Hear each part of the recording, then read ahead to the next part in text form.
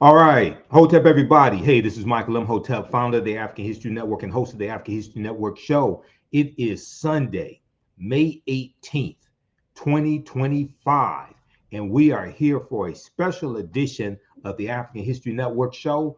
And my guest is none other than esteemed scholar and historian, my brother, your brother, Professor Kaba Kamene. Hotep, brother, how you doing tonight? Hotep to my brother Imhotep. I am doing excellent, and Hotep and peace to the family that's tuned in. Absolutely.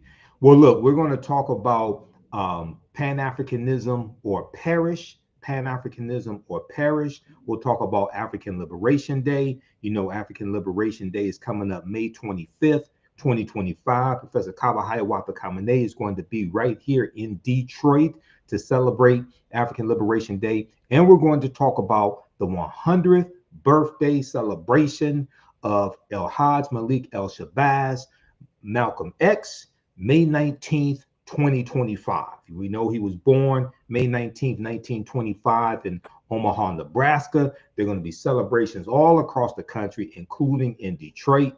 And Professor Kaba, in addition to being in documentaries like Hidden Colors and Elementary Genocide and the Black Friday series, and he and I, we're in the Elementary Genocide and Black Friday series also together. In addition to that, he is also a former Black Studies professor at State University of New York, New Paltz, and he also taught a class on the history of Malcolm X. So this is a perfect brother to discuss these topics. All right, Professor Kaba. So you're going to be here in Detroit on Friday, May 23rd at the Charles H. Wright Museum of African American History for the African Liberation Day celebration that the Detroit African Liberation Day organization is putting on. And your topic is Pan-Africanism or perish. Pan-Africanism on perish. They're also doing a tribute to the great Grandmaster Scholar Warrior, Dr. John Henrik Clarke. So explain to us, what is Pan-Africanism? You know, it's interesting. First, my brother Imhotep, I thank you for inviting me to be on your program. Oh, and absolutely. to be able to speak to your community and to, reconnect with you. Again. Because we have worked on several occasions together in the past. Yeah. There was a time we had a weekly show together. Yep, on Blog Talk Radio. Absolutely. That is it. Yeah, the Per Ankh Hour. Yeah. That's it. That's it. And I first interviewed you in 2010, the Wow. year I launched the African History Network show. Go ahead. Okay. Yes, man. So we go back that far. Yes. And man, I just congratulate you on all your great successes in building your audience and getting the word out here for our people to understand. So first, I stand there to thank you for this opportunity. Oh, thanks. Thanks for coming on. No doubt, brother man. The concept, really, Pan-African or perish, was something that I heard Professor John Henrik Clarke speak of frequently. Mm-hmm. And as I have said in the past, I looked at Professor John Henrik Clarke as my Jegna, as that individual that brought me through as an apprentice to the work that I was doing in terms of educating our children here in New York City. The concept of Pan-African or perish is basically this. We as an African people are not only on the continent, but throughout the diaspora, every aspect of where we are in the world. The Hawaiian Islands, Polynesia, Micronesia, Australia, in Europe, in UK, and in Holland, and in Germany, and in France. So we're all over the world. And so this concept of Pan-Africanism or perish is the idea that Professor Clarke attempted to get us to understand that we must work together to move forward.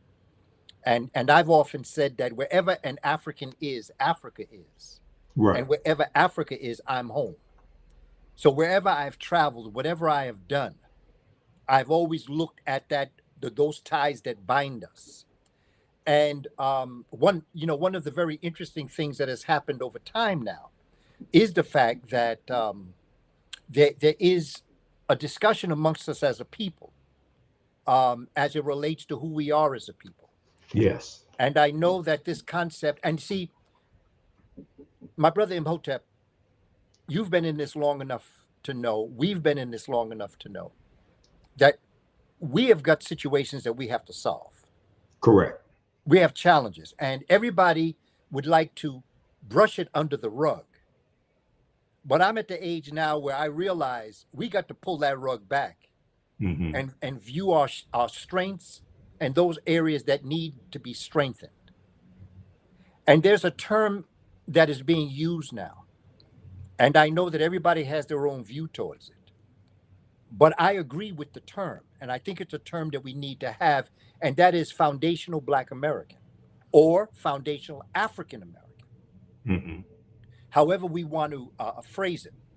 And the reason why that becomes a very important term is because, as you know, Elon Musk is from South Africa. He is also an American citizen. Right. He legally is considered an African American. I've had students in college in Newport whose parents were in Africa, one way or another. And my student was born in Africa. And then they came back home to America where their parents were from. My student was an African American. And not only was my student an African American, but she was able to get a scholarship as an African American. And so the term African American is a very loose term now in America. And it becomes important that for legacy purposes, my good brother, my elder brother, Professor James Smalls, and I have spoken about this on several occasions. And the idea is that to be a foundational African American, to be a foundational Black American, whatever you want to term it, there has to be a legacy. Elon Musk does not have ancestry that Correct. worked on the plantations of America. President Barack Obama Mm-hmm. does not have ancestors that worked on the plantations in the United States. And so it becomes important that those Africans who have legacy and lineage from the colonies or in America in general, there has to be a certain identification and a legacy that we have. And the term is foundational African American. So that although it's controversial, we have to understand we have brothers and sisters that are from Brazil. Right. They are of African descent. They come to America, become a citizen. They're good people. They're our brothers and sisters. But when you ask them where they're from Brazil. Mm-hmm. You have the same thing with all of the islands of the Caribbean. You have Mexico. You have Britain. When you ask them where they're from, they will tell you the country that they're from. What happens when you ask a foundational African American, where are you from? So the identification has to be very clear, and it has to be legacy bound. I have family. My daddy is from Alabama. My mother is from Boston, Massachusetts. I have ancestry that worked on the plantations. And when it's time for them to cut that check, America owes my ancestors a check. And so if you're from Brazil, Portugal owes you a check. If you are from Jamaica, Trinidad, Ghana, England owes you a check. If you're from Haiti, Martinique, Mali, France owes you a check. And so, and if you're from Puerto Rico, República Dominicana, Cuba, Spain owes you a check. And so from the very beginning, I think, Brother Imhotep, we have to be clear on legacy. Okay. And that the term African American now includes everybody of African descent that is an American citizen. But that does not mean that you have a legacy that goes back to the plantations of the United States or the 13 colonies. What is the origin, since you took it in this direction? What's the origin of the term African American? Well, the term African American for me comes from the fact, going back to Malcolm and our celebration of this brother's centennial birthday tomorrow. Sure. The idea is that I've always chosen to identify with the land. Now, whether we called it Africa or Kibulan, I'm not getting involved in that, because the reality of it is that we call the continent Africa. So let's start with what we know and what's there. Most people, if not all people, consider that continent, that huge continent, to me the largest continent, Africa. Right. So the term African American comes from a very early stage, prior to the immigration laws being broken down, where Malcolm said we must identify with land. And so it becomes important that African American is someone of African descent that is an American citizen. So that's how I see the African American term. So you have people from all around the world who, again, it's important to understand that the when the civil rights laws broke down in 64, 65, following that, the immigration laws broke down. Sure. And so this is where we get everybody from around the world coming to America. And so it becomes important that wherever you have come from around the world, in the realization that it is the stealing of the land from the indigenous people, who many of them were Black, stealing the land from indigenous people, and then stealing people from Africa to bring them here to work. It is in that combined understanding that African people built the economy Sure. of America. And so that when you are in a place where you may not be able to get the benefit that you would like for you and your family, which you have every right, and you come to America, what's important to understand is that the benefits you receive through the blood, the sweat, and the tears, and the life of the foundational African American. Whatever you may do in America, whatever job you may have, sure, you have because of the Africans that worked on the plantation that created the economic system of America in the first place. Right. Okay. Now, so go ahead. I was just going to end by saying, with that in mind, I still see, if you are of African descent, wherever you are from on the planet, you're my family. Absolutely. That's Pan-African. That's an aspect of Pan-Africanism.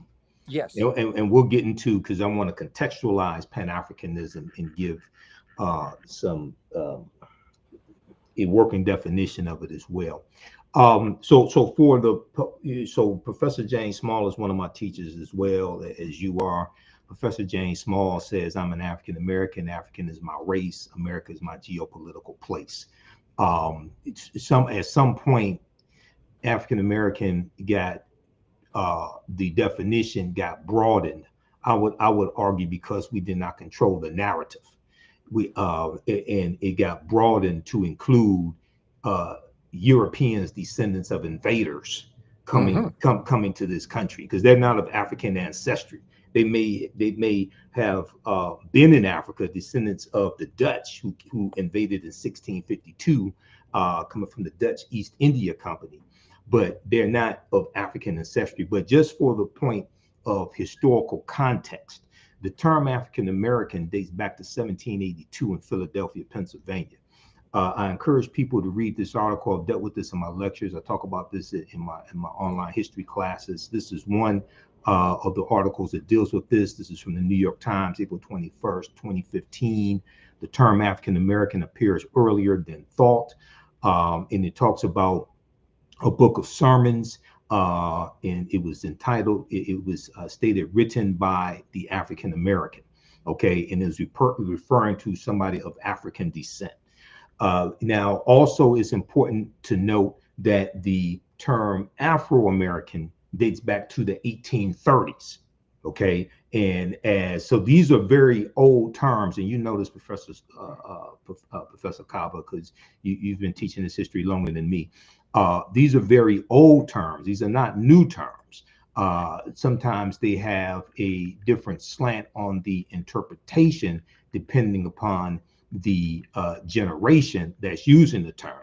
But contrary to popular belief, and I know you know better than this, but I hear people say this, contrary to popular belief, Reverend Jesse Jackson did not create the term African American in 1988, 1989. He reintroduced the term. Okay, Malcolm X in the Battle of the Bullet, he used the term African American. Okay, and I show this.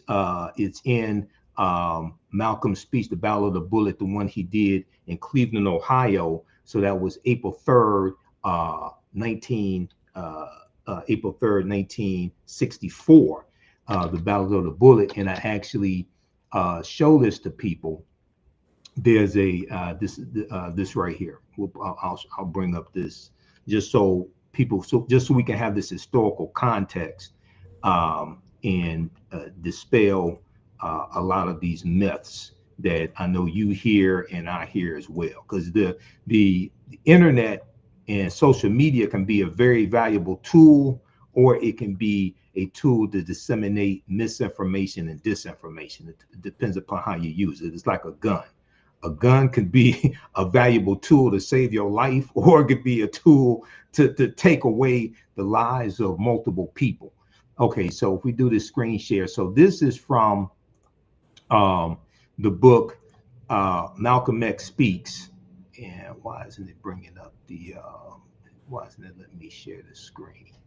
Okay, but this is from the book Malcolm X Speaks, and with prefatory notes by who is it? Prefatory notes by George Brightman. Okay, and this has a lot of speeches from the last few months of Malcolm's life. Okay, this is from, so this book right here, Malcolm X Speaks. This is the Battle of the Bullet. He delivered in Cleveland, Ohio. This was April 3rd, 1964, at Corey Methodist Church. And he says, right now in this country, if you and I, 22 million African Americans, that's what we are, Africans who are in America. But Malcolm used the term African Americans. And Professor Small has told me before, he said we were using the term African Americans in the 1960s. So depending upon which generation uses different terms, and their understanding of the history behind that term kind of sets the tone for how that term is used and understood for like that each generation. But yeah, I do agree that there's a difference, even though we're both Pan-Africanists, there's a difference between Africans from the diaspora and African Americans or Black Americans. We're all part of the Pan-African family, but they're different branches of that tree, so to speak. Okay, cutting the check is a whole nother thing, because we just had this discussion on Roland Martin Unfiltered on Friday, and part of the problem is our whole concept of quote unquote reparations is not really focused on repairing the damage that was done from a legacy of slavery, Jim Crow segregation, racism, redlining, housing discrimination, etc., because we haven't done a proper analysis of the harm that was inflicted. So the harm that was inflicted, gets reduced down to our ancestors worked for free for 246 years and did not get paid. Therefore, decades later, their descendants are owed 17 trillion, 27 trillion, things like this. My argument is, well, you have the structural inequities that exist today are the legacy of slavery. If we all got $1 million today or $5 million a day, white people will have it all back by this time next month. But the structural inequities created by laws and policies would still be in place, continue to inflict the harm, because you haven't done a systems analysis to determine the harm that was inflicted. So we have to have comprehensive reparations. Just cutting the check is not going to repair the damage. We're dealing with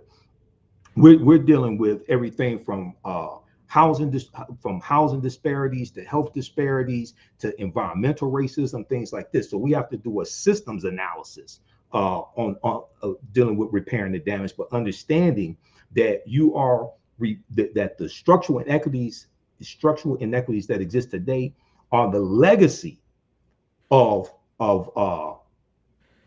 slavery. So we got to study the laws and policies that were put in place that created the structural inequities and trace that back to slavery, Jim Crow segregation, the fall of Reconstruction, rewriting the state constitutions, imposing poll taxes, literacy tests, felony disenfranchisement laws, things of this nature. Okay, so when we talk about Pan-Africanism, right? Because Pan-Africanism sometimes can be a scary word for people. Sometimes it can be a confusing word for people. Sometimes people think Pan-Africanism, they can't be Christian and be Pan-Africanism. I have had people ask me, do I have to give up pork and stop chasing white women to be a Pan-Africanist? I said, you don't have to, but it would help. So explain to people, what is Pan-Africanism? Well, you know, the other concept is, of course, being introduced to my brother Baba Heru. Yes. Who is the caretaker of the Shrine of Ptah here in New York. Mm-hmm. He has said that he doesn't care for the term Pan-African. Okay. Because it's Roman. And basically Pan means all. Yeah, Greek, isn't that Greek? Pan well, is Greek. Well, anything that's Roman is Greek. Okay, all right. You know, and anything that's Greek is African. Okay, right. Except it's an interpretation, right, of the original concept. But what our brother tells us is that Nebu Afrika, when you add a U to a word in Meduneter, it means plural. Like we add an S, makes things plural. Like when you add a U in Meduneter, the Kushite language that was brought into Kemet or Egypt, then that becomes plural. So Nebu, Neb means all, but Nebu means a cosmic all. It means all as it relates to we in our relationship to nature. Right. Af is a term that's used to represent matter or all things that have been concretized. Okay. Ra is the light, heat, and sound energy from the sun. And Ka is the spirit. Yes. So when Baba Heru introduces a term like Nebu Afrika, it comes from a universal cosmic concept where we are in league with nature, not just with human beings, but with nature. So that's another type of term we can use. But let's go back to the term Pan-African, which many people know, which basically means Pan-African is all Africans. Right. Which, and again, scientifically, I could go into another area with that concept of African because there is only one race on the planet. Sure, the human race. And that's the human race. Right. And that human race was conceived, born, nurtured, sustained, educated, technologized, and civilized in Africa, specifically the Twa and Mbuti Khoisan people of Central and Southern Africa. Right. When they got their show together, then they took it on the road and they peopled the planet. So the term Pan-African, from a certain perspective, applies to everybody. But in relationship to the social concept of what we're talking about, we are basically talking about Africans at home and abroad. What Marcus Garvey said, Africa for Africans at home and abroad. So the concept of Pan-African is a unified mutual benefit that will help all Africans wherever we are in the world. Okay. Now, when you say Pan-Africanism refers to everybody, who is everybody? Everybody is every human being. Okay. Your white folk too, Asian people. When you take it to the scientific, but we're dealing with social concepts. Right. Right. Just like when we talk about African American, there's a social context that we always must be sensitive to, because when you talk about how the internet takes advantage, and it can be a great thing and it can be a bad thing. Every tool is a weapon and every weapon is a tool. It's not what it is, it's how you use it. Right. And so we always have to be aware of the socialization of what it is that we're talking about, because we're living in a different type of world where the internet can take what is being said to a whole nother level. Right. But you see, in terms of the socialization of the world, we're dealing with melanated people who are of African descent. Okay. And also, when I talked about the term African American, is important to understand that African American is an ethnic group. It's not a nationality. It's an ethnic group. Okay.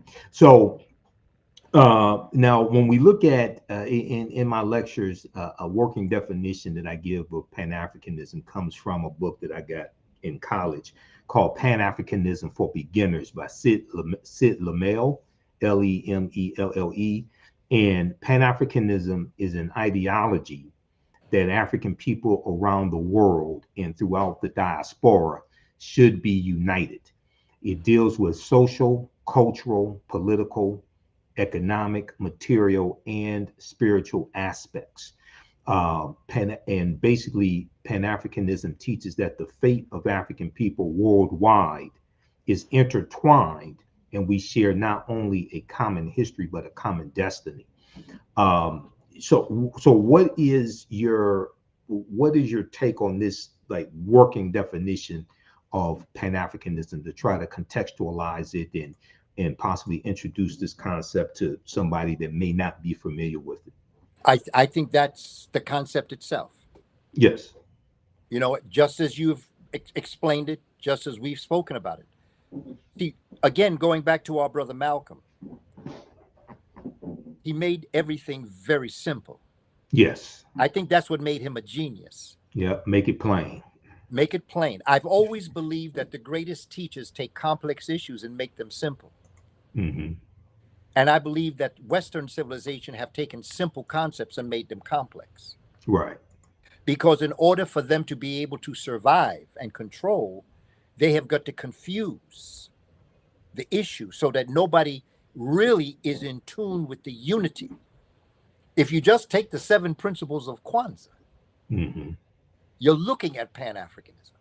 Right. The idea of unity, first and foremost, unity. And what's interesting about the days of Kwanza, despite the fact that they are spoken in Kiswahili, a language spoken in Kenya and in Tanganyika, along with that is the fact that those principles are not only important as it relates to us as a people, it relates to us as a human family. But the thing is, brother Imhotep, is that in order to have unity with each other, you have to have unity with yourself. And the first step in having unity with yourself is to love yourself. Right. And so unity being that first principle, if you can't get past unity, none of the other 6 are going to work. So first you have unity, and then you have self-determination. You determine for yourself what it is that you want for yourself. Mm-hmm. And then after you have that, you have cooperative work and responsibility, because we all know as Africans worldwide what we have to do cooperatively to work and to have responsibility for what we do. Responsibility is 2 words, it's not one. Responsibility is the response to your ability. And then you have ujamaa, which is us working with each other as it relates to the economics of what it is that we have to do. Right. Okay, so that when you look at the principles and the ideas of what Kwanzaa tells us, that could be the concepts that we're looking at. Now you take Neely Fuller, and then you have the idea of creativity. You have the idea of having faith in yourself, and you have those 7 principles that outline. But then you take Neely Fuller's areas of those 9 areas, along with that other one. 9 areas of human activity. Yes, the idea of, and I call it REL CEL WEP. It's an acronym that I use. Yeah, economics, education, entertainment, labor law, politics, yes. Religion, sex, and war. Start with, with the REL is religion. See, because I always like to make things so that people can remember. An acronym is REL CEL WEP, RELSELWEP. Religion, which is spirituality. So that no matter what religion you belong to, whether you're Christian, Muslim, Hebrew, Buddhist, as Black folk, we need to get together. Right. And find a way spiritually to be able to come forward with this new way of energizing us as a people. Then you have economics, where we have to begin to understand what economics really is. Echo comes from the Greek word, Roman word, Cushite word, oikos, O-I-K-O-S, which means home or environment, because the wealth to the original people of the planet was in your land. Your land was what you loved and loved you back. And as you loved the land loved you back, and it gave you everything you needed to be able to not just survive, but to thrive. So then you have labor. You know, and I think of Dr. Amos Wilson, when he said a good organization solves its people's problems and meets its people's needs. Right. Yep. And the question becomes, why should our children respect us or honor us if every time they need something, they have to go to someone else for it? Why do they have to go to someone else for a summer job?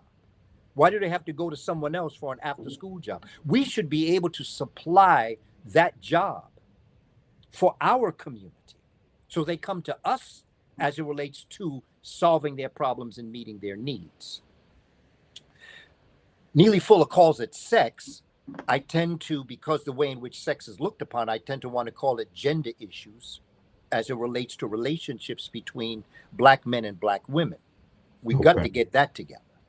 Yeah, that's the area of the psychologists, the social workers, and the psychiatrists. And then from there, you have the area where I am, which I believe is my lane, which is education. Then you have the idea of law.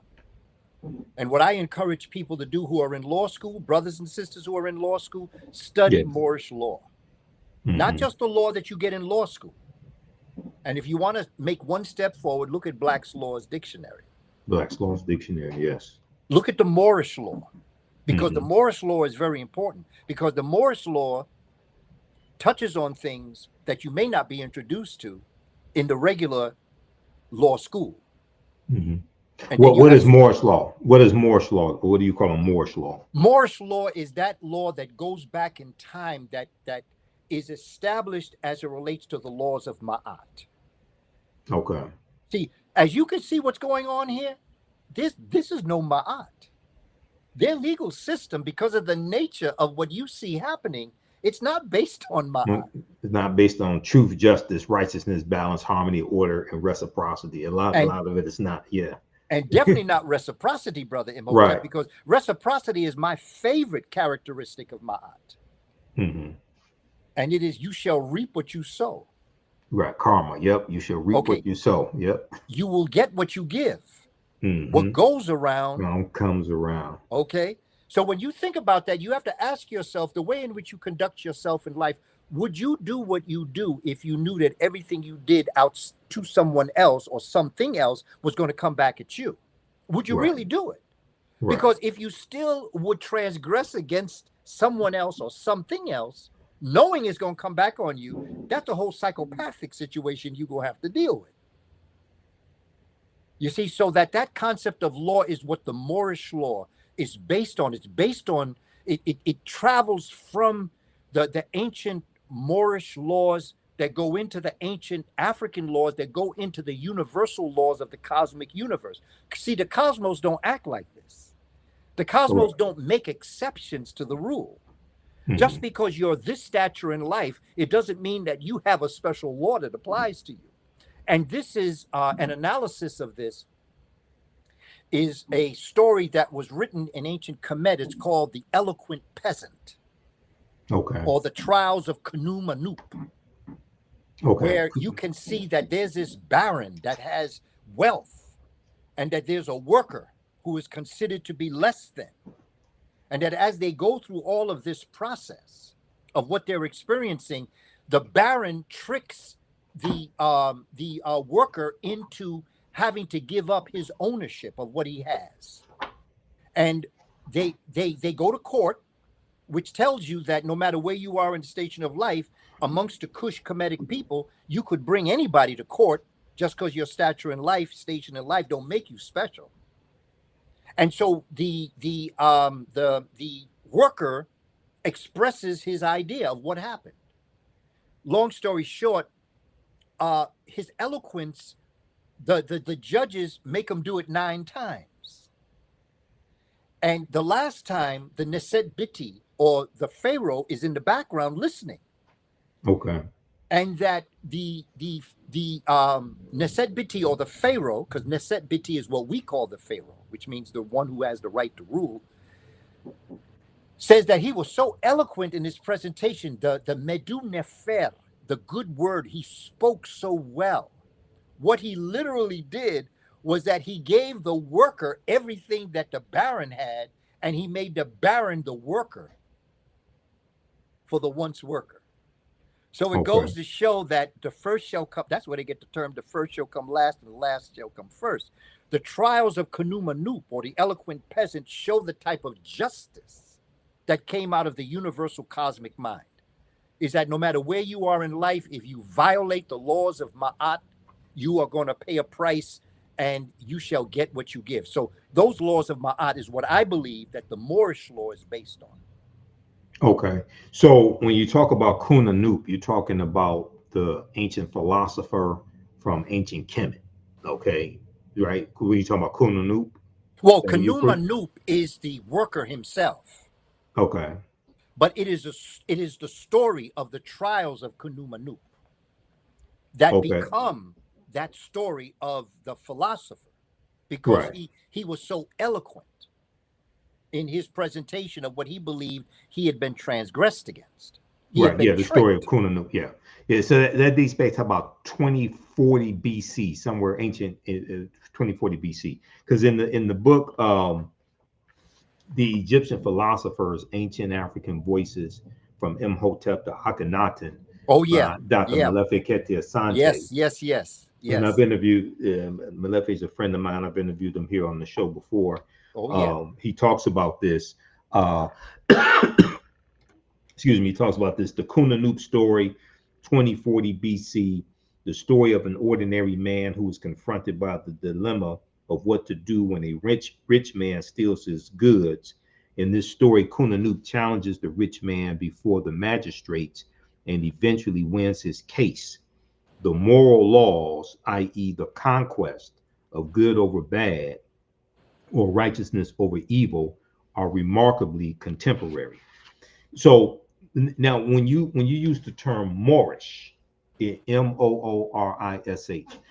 and you talk about Moorish laws, how does Moorish laws relate to this ancient story coming from ancient Kemet, ancient Egypt? Kemet meaning one of the original names for Egypt, meaning land of the blacks or the black land. When we look at the North Africans who would go into Europe, Iberian Peninsula, 711 AD, 8th century. Okay, exactly. Then those individuals, when they came, they, as a tradition, there was such a lot. And see, this is something else that we have to study as we move through. Dr. Sheikh Anta Diop in chapter 9 of his book, Myth of Reality, talks about the peopling of West Africa from the Nile Valley. One of the things that's left out in our understanding of the relationships, of the intra-relationships of Africans on the continent, is that there was lively trade going on for thousands of years. From the Nile Valley region of Africa into West Africa. We migrated, we back and forth, and back also and forth. West Africa on East Africa. Yes. You see, we have this mindset because of the nature of Indo-Europeans coming into Egypt, that being their entry point into Africa. We get the impression that everything great and good only happened in East Africa, particularly in Kush Kemet. That's not true. This is something else that Dr. Clark used to always say. West Africa was kicking back in the day. Yes. There's a city known as Eredu, Eredo, in West Africa, that had a civilization that had a 400 square mile city, and it was walled in. And so the great civilizations, when you go into Southern Africa, from Namibia, you can go to Botswana, stone monuments. You can go to Southern Africa and you have the Adams calendar that some people are dating going back 150,000 to 200,000. I don't want to get caught up in dates. I know you say that. Yep. Don't get caught up in dates. Future generations will become accurate. I tell people I know I'm right, but I don't think I'm accurate, because future generations will perfect the work that we lay down for them. Just like Dr. David Imhotep was able to take the work of Dr. Ivan van Sertima to the next level. Yes. And just like the scholars of today take Dr. Sheikh Anta Diop's work or Dr. Ben's work or any of the other scholars to the next level. And I would assume that the same will happen with us. Dr. Ben told me that he was only scratching the scratch of the surface. Dr. Yosef Ben Yakinen, yes. Yes. For those that don't So know, it's important, Brother Imhotep, and to the family, that we don't necessarily think that what we're saying is carved in stone. Right. That there's more accuracy to come. However, there is evidence of calendars in Southern Africa that date back a very long ways. It's called the Adams calendar, not to mention the Muratunga, which is another calendar. So we understand how long and how old our people are.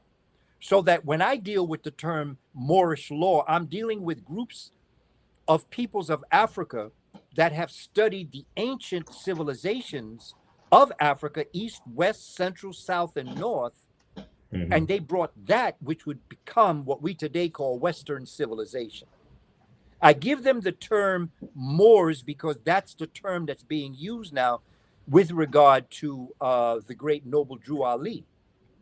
Okay. Who popularized the term back in the early 1900s. Okay. And that they would go Moorish into Science the Temple of Nation America. Islam. Exactly. Yeah, Noble Drew Ali, Moorish Science Temple of America. Okay, so point of reference. I was looking for my copy of The First Americans Were Africans, Documented Evidence by our ancestor, Dr. David Imhotep, who was a personal friend of mine. And I interviewed him here on the African History Network show probably about 13 times.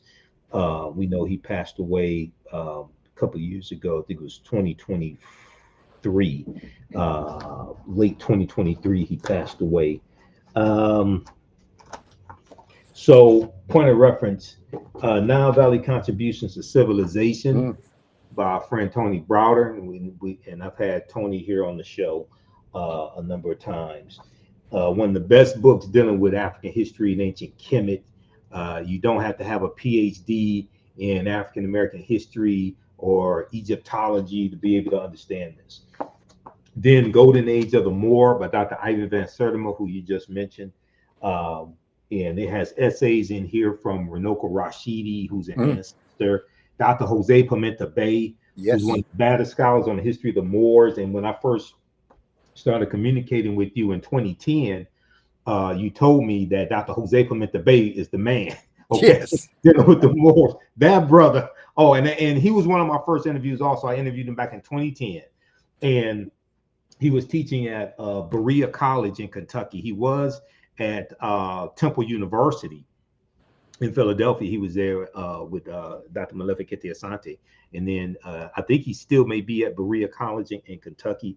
But that brother, I saw some of his lectures back in the 90s from Transatlantic Productions. I saw them on YouTube dealing with the decline of Moorish power in Spain, things like this.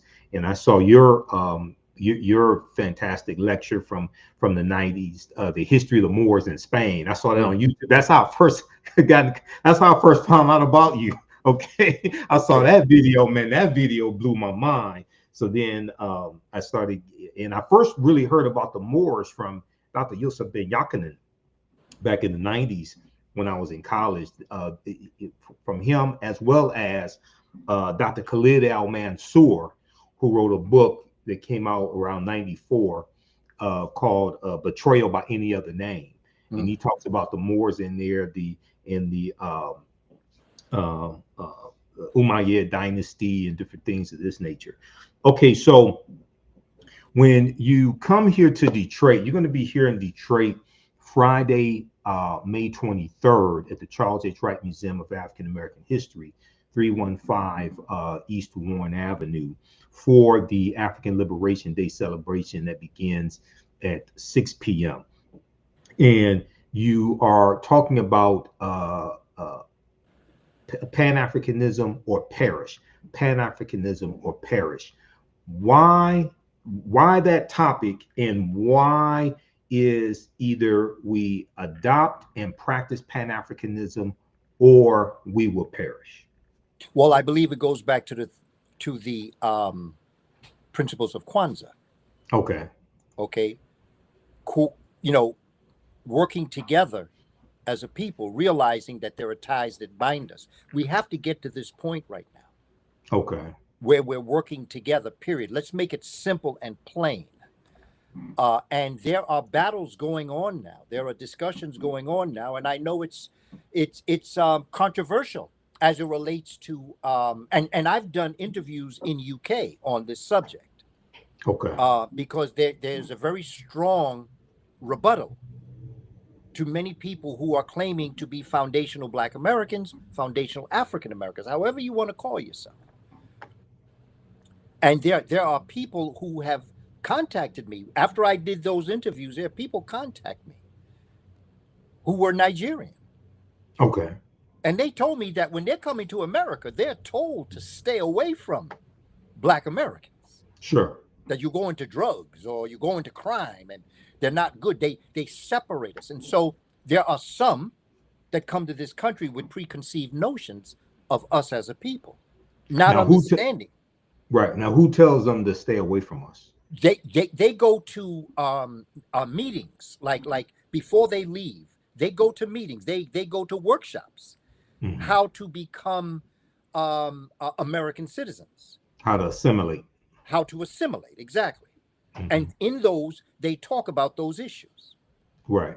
And now, I have had folk from Nigeria say they've been in those workshops. Yes. And that they've been told to stay away from us, that we're not a good people. Right. And they don't even really tell the true history of us as a people. So that they come with preconceived notions. The same thing goes, and they did the same thing to me when I was going to Jamaica. They told me to put one place you don't want to go is Trenchtown. When they told me that, brother Imhotep, that was the first place I wanted to go. Bob Marley talks about Trenchtown. That's right. That's right. Music, it's Trenchtown, man. And a Trenchtown rock, Right. And that was the first place I wanted to go. So they teach us to stay. And when I went there, brother Imhotep, I got to Trenchtown. And what I found remarkable is I grew up in a project in New York. Okay. And what I found remarkable is that the only difference between Trenchtown and the neighborhood where I grew up, the Amsterdam projects, right across the street from Lincoln Center, was the fact that in Trenchtown, there's dirt roads and the buildings are 3-story.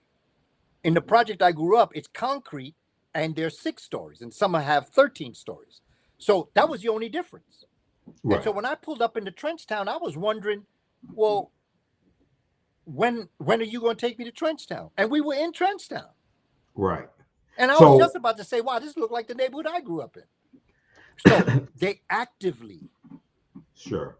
And I believe what we have to do is we have to counter that by either having workshops in the country where they're coming from that tell them our story, or have workshops here in the United States once they get here to explain to them who we are and welcome them in terms of what's going to happen, because they're coming to the country for the benefits that African Americans, foundational African Americans, have built. Right. So the reason why I asked that question is a couple of things. This is something that I consistently say, and I've said this on the African History Network show for years. I say this in my lectures. The same people who teach African people to hate African Americans or continental Africans or those coming from the Caribbean to hate African Americans, to stay away from us, are basically the same people who teach African Americans to hate ourselves. That's right. So this is a divide and conquer that's been going on for decades. And one of the mediums that's used to do this is the entertainment industry that exports negative, stereotypical images of African Americans and projects it around the world. Okay, like negative corporate controlled hip hop, not all of hip hop, but negative corporate controlled hip hop that perpetuates stereotypes, that shows dehumanizing images of us and projects this all around the world. That becomes the caricature, those negative images, the murderers and the drug dealers and the thieves and the robbers and those walking around grabbing their crotch and dehumanizing themselves. That becomes a living caricature of African Americans. Okay, so and then the other thing here, so you have this divide and conquer and understanding controlling images. And Dr. Leonard Jeffries, who we both know, and Dr. Jeffries is one of my teachers, he said whoever controls the images controls the self-esteem, the self-development, the self-worth of the people. And then I remember I went to Chicago probably about 10 years ago now, and I was there for a lecture, and I ran into some people that listened to the African History Network show, and they were saying that they were going to come to Detroit, but they heard in Detroit at that time it was under I think at that time Mayor Duggan may have been mayor, but I can't remember. But it was a period of time where the city of Detroit was going through an economic turmoil, and some of the police departments, they were, I think, shutting them down early. It's like not all the police departments, but some of them, something like that. And they heard what they were telling me was they were going to come to Detroit, but they heard that there were periods of time where all the police departments were shut down, like during the nighttime, something like that. There was a period of time where all the police departments were shut down, and I was saying, no, that's not it. And then we were telling them, well, we were told not to go on the south side of Chicago. And they were telling us they're from Chicago. They was like, no, they're places you could go. You're going to be all right. So these are two groups of African Americans operating based upon stereotypes that we heard in the largely white controlled media to cause us to be scared of each other. That's right. Okay. All right. That's right. Yeah. And also in that, like I remember I saw an interview where there was a brother from the continent. Mm-hmm. And he said that when he would go into a neighborhood to pick his cab fares, and they were black people, that he would be scared. Mm-hmm. And I wonder if just looking at a black person frightens you. How do you feel when you look in the mirror? Right. Are you afraid of who you see? And you know, this is what Malcolm again told us. He said, who taught you to hate the width of your nose, the color of your skin, the texture of your hair? Who taught you that? You didn't pick that up in Africa. Mm-hmm. So who taught you that? Right. And so this is why we say the first step in unity is self-love. You have to unite with yourself, so that when I look and I'm being approached by 8 young teenage brothers, how many times when I taught middle school did I have that happen? Right. I had young brothers around me all the time that were walking towards me, same brothers I see in the street. So there isn't an element of fear that comes up. And so it becomes important that first, and not only that, but I grew up as a young black man. Right. And so we all know what it's like. And we all know what it's like to hang with our buddies and our friends and walk in the street. And so the first step, brother, is self-love, to love ourselves. And when we love ourselves, we can love someone else. You cannot love someone else if you don't love yourself. You might have an emotion for them, but it's not love. Okay. You have to love yourself. You have to love the texture of your hair, the width of your nose, the size of your lip, because the creator who you are the creator having a human experience, don't make mistakes. Right. And how you were born to look was how the creator wanted to look. And so you got to love how the creator looks. Right. And doing that comes other things. Right. And also, for those that don't know, you taught 31 years in the New York City public school system, Yes. New York City Department of Education. You taught pre-K through 12th grade. Okay. So you taught all different grade levels. And every subject. And every subject as well. Okay. And I taught college for 14 years. Right. College for 14 So years. I've been with our community on all of their emotional levels. Right. And I've watched the system and what the system does. Right. And I've dedicated my life. I tell people I'm the spook who sat by the classroom door. Okay. I studied the system in order to come back into the community, such as coming to the Charles Wright and describe to them, because I was in and I was based in the Bronx, South Central Bronx.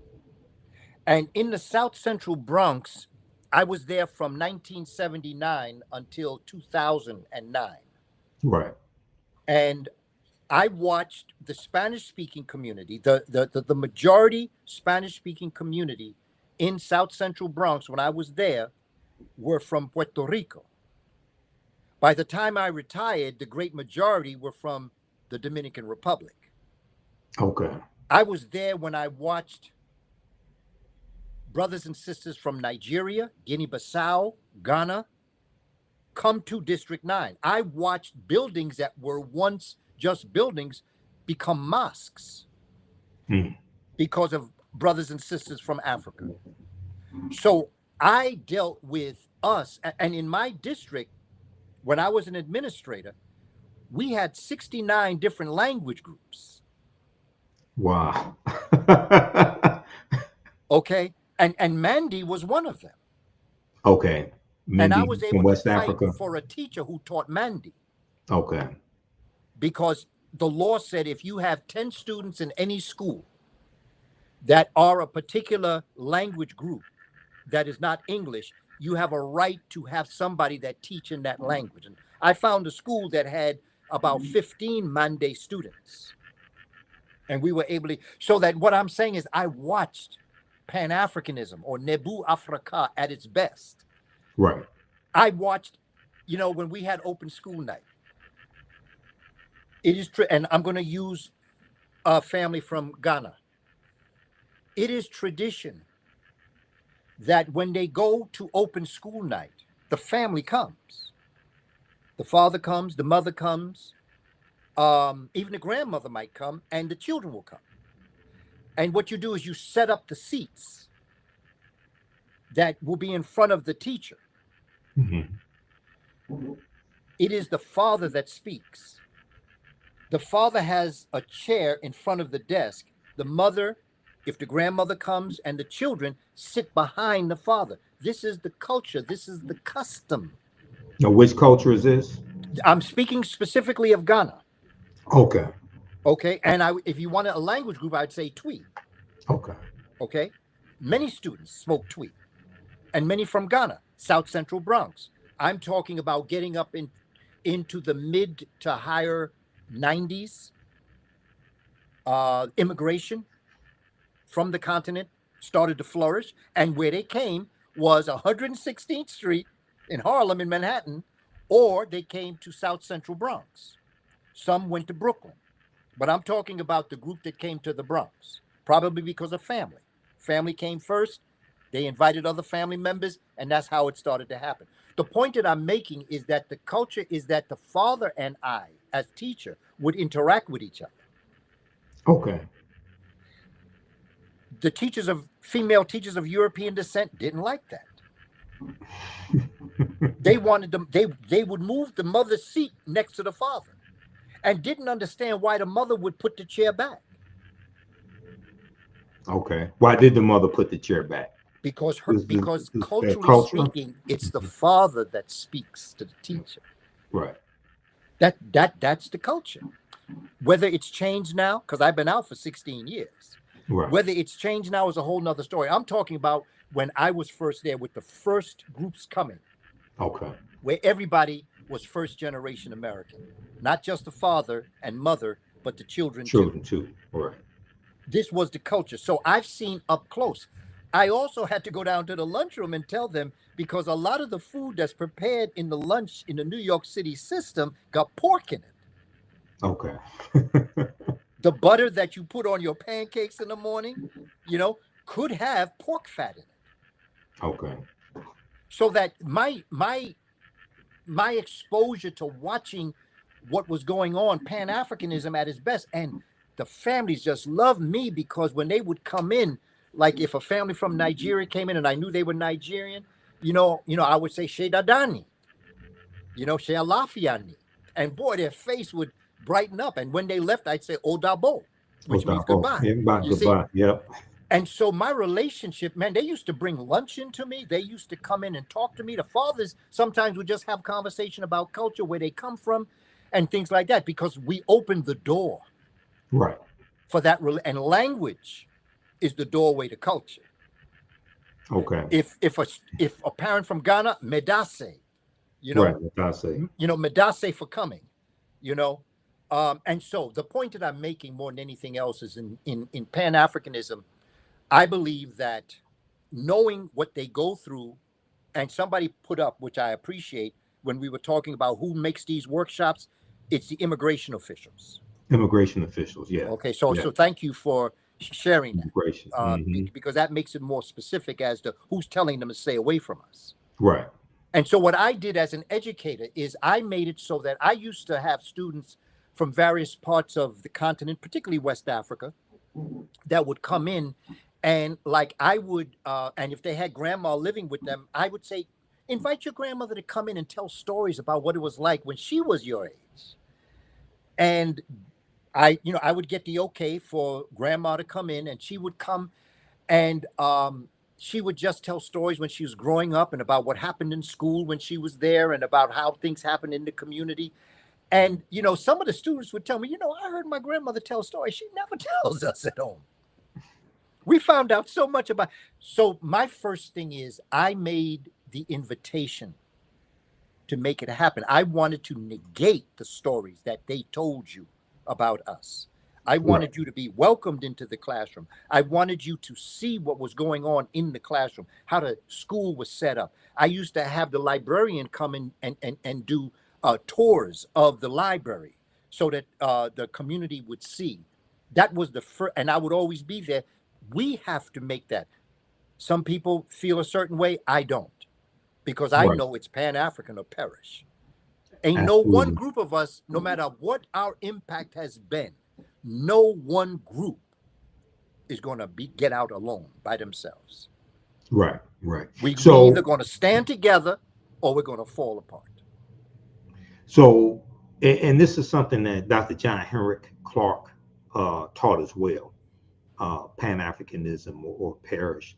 So based upon your analysis and you at the beginning of our conversation today, you explaining the concept of foundational Black American or foundational African American, as well as your interpretation of it and your greater understanding of history and Pan-Africanism. You're saying that somebody can embrace being a foundational Black American and be a Pan-Africanist. Is that your argument? Absolutely. Okay. I am 100% foundational African American, and I'm also 100% Pan-African. Okay. Or Nebu Africa. To be pro me doesn't mean I'm anti you. Right. I'm talking about legacy. People that come from the Caribbean, your legacy goes back to the Caribbean. Even though American may be that dash American, whatever it may be, Jamaican American, Puerto Rican American, Dominican American, it doesn't make a difference. But still, as an African, if you are from Puerto Rico, Luis Aldea, and you got dreadlocks and you well melanated, you are an African American. Right. But your ancestry is going to be from the idea of Puerto Rico, but Spain is going to cut your check. And the other thing, brother, is there's many ways that reparations can come to us. Mm-hmm. When I say check, I'm really speaking symbolically. Oh, okay. Because some people are not. Some people cut the check, and I'm like, you don't even understand. Race-based policies are illegal in the U.S. In the federal government. There's Title VI of the 1964 Civil Rights Act, Section 601, non-discrimination in federally assisted programs. So there's a whole lot of people, just putting this nonsense out about reparations to just elevate their social media platforms, even though you have people who are dedicated, have been in that movement for decades. You have others who are just, I call them reparations reactionaries or reparations pimps, and they're just lying to our people. But go ahead. No, my idea, I wanted to stress that because sometimes I speak symbolically when I say cut the check. We need some type of financial compensation, but also I'm looking at Black farmers. Yeah, absolutely. I'm looking at education. I'm looking at the HBCUs. Yeah. I'm looking at after school programs. I grew up at a time when President Johnson instituted after school programs, I belong to a group called the Lincoln Square Neighborhood Center. Right. And every day after school you could go, and they they took you to canning factories. They took you to they took you to play baseball. They took you to the beach. During the summer there was a summer program, and so it was there that you had summer. You had tutorial. You had homework help. Where so that there are many ways that we can be compensated for what we have contributed to this country, and it becomes very important.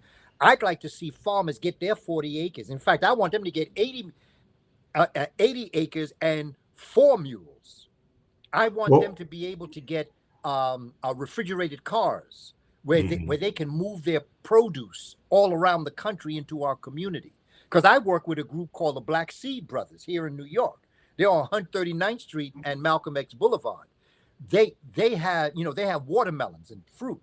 That's where I get my watermelons from. They have seeded watermelons there, and they have relationships not only with the South, but also during the winter months. They have relationships with parts of the African diaspora that grow watermelons, and they bring them up to Harlem and to parts of the Bronx.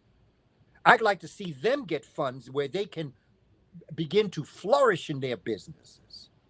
And I believe that Black farmers would help tremendously, because if you help Black farmers, you help children eat. You help our community eat. So there's a lot of different ways that we can do what we call reparations. The root word of reparations is repair. It's repair, exactly, repair. So just so people understand, I've talked about this here on the African History Network show. I've talked about it on Roland Martin Unfiltered. For those that don't know, I'm a panelist on Roland Martin Unfiltered every Friday. I've been on pretty much every Friday since October 2020. So it'll be 5 years this October, and I provide historical and political analysis. There was $2.2 billion for farmers of color in the Inflation Reduction Act that passed in, I think it was 2022, under the Biden-Harris administration, and that was to start dealing with the race, the discrimination that farmers of color had dealt with when it came to getting loans from the U.S. Department of Agriculture over the decades. So it was African American farmers, Latino farmers, Asian American, and Native American farmers. Okay, so they need more, but what they got, Republicans were against them getting that. Okay, so we have to understand this. Excuse me.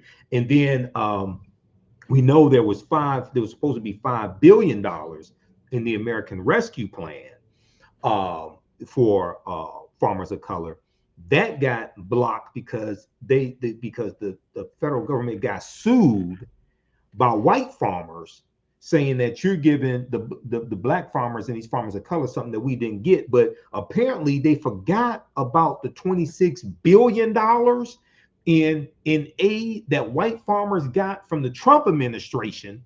Okay, when Trump started his trade war with China over the soybean industry and destroyed the soybean industry. That was under the first Trump administration. They had to do a bailout of farmers. White farmers got almost $26 billion in aid from the federal government.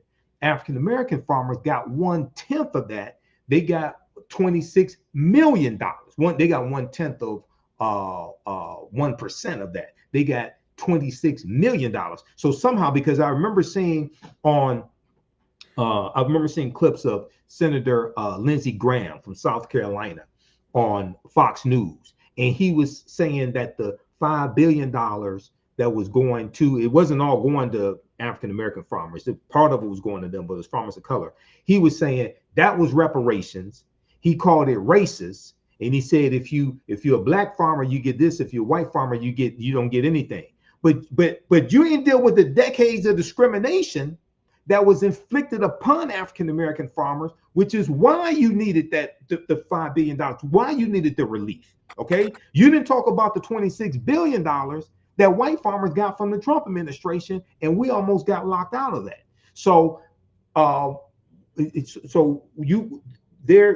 of the things that I point people to And when I did my presentation for Kwanzaa, December 28th, 2023, okay, at King Solomon Baptist Church here in Detroit. One of the things I talked about was the California Reparations Task Force final report. They came out in June of 2023. And I read the 74-page executive summary. I didn't read the full 1,000-page report, but I'm familiar with the report, familiar with the history, because I reported on this for pretty much the 2 years that everything was transpiring. They laid out they laid out 12 harms that African Americans have suffered in California as well as across the United States. Okay, largely coming from the federal government. They laid out 12 harms and a history of that. They said there's more than 12 harms, but they were going to focus on those 12 and then provide remedies for them. They laid out 115 policy recommendations to repair the damage of the 12 harms, right?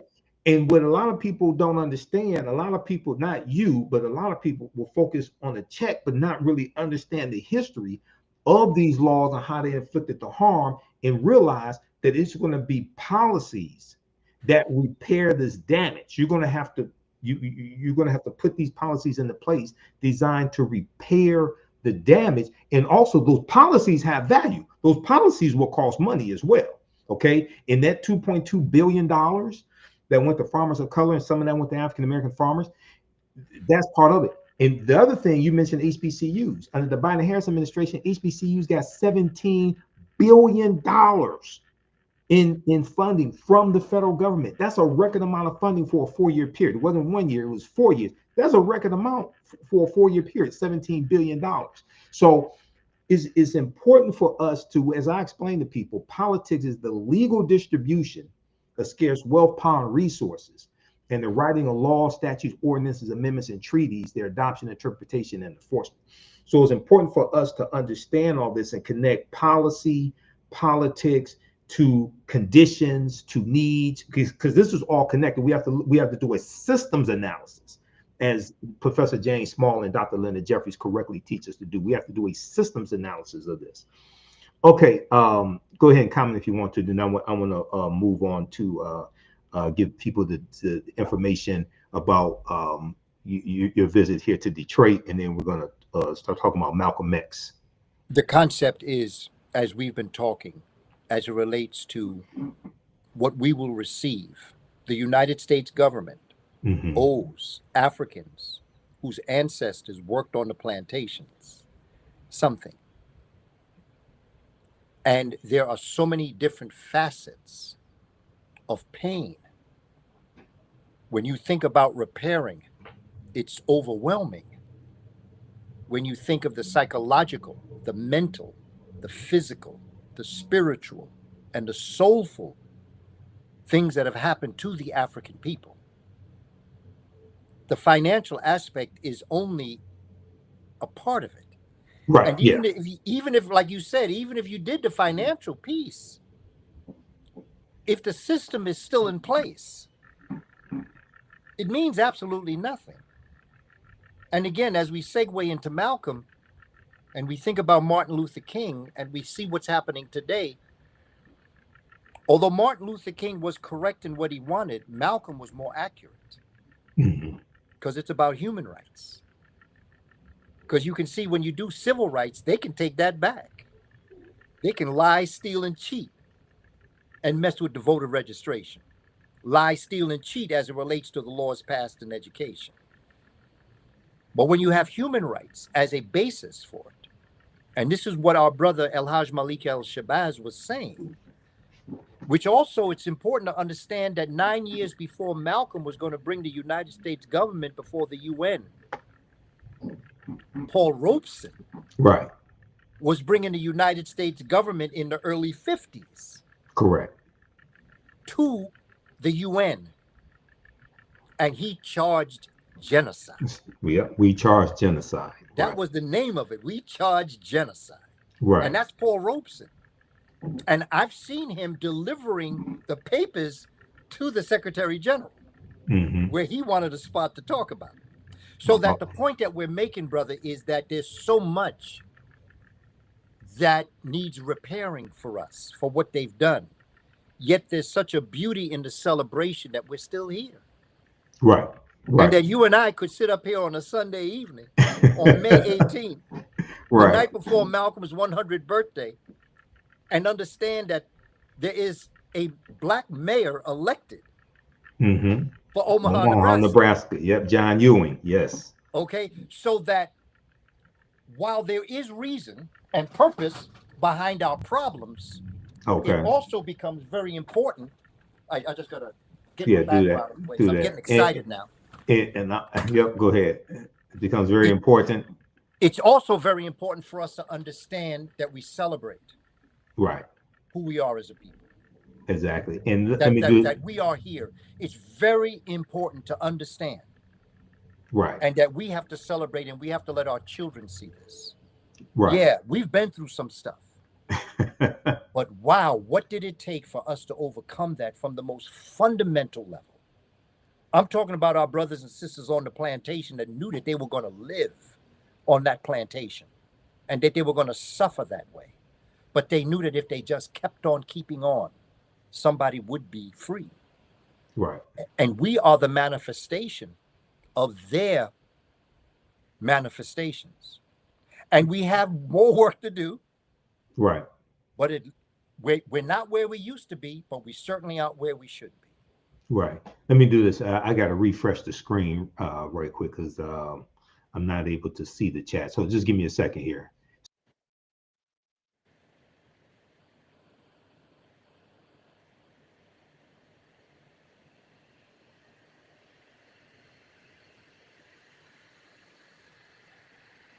Okay.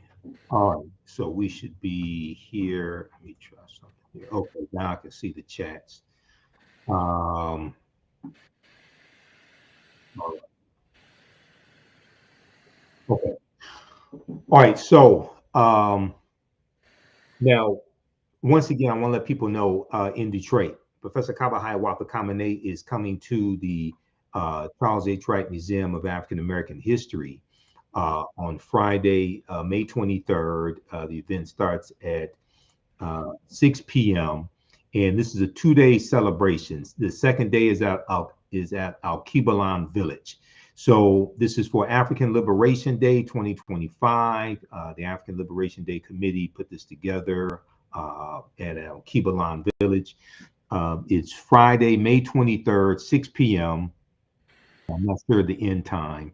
Pan-Africanism or Perish, Dr. John Henry Clark, African Liberation Day. And then day 2 is at Saturday, May 24th at 7701 Harper Avenue, 7701 Harper Avenue, which is Al-Kibalan Village in Detroit. Okay.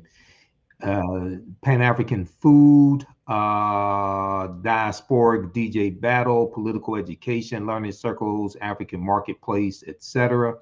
We'll get this up on our website, AfricanHistoryNetwork.com. There'll be an open mic also.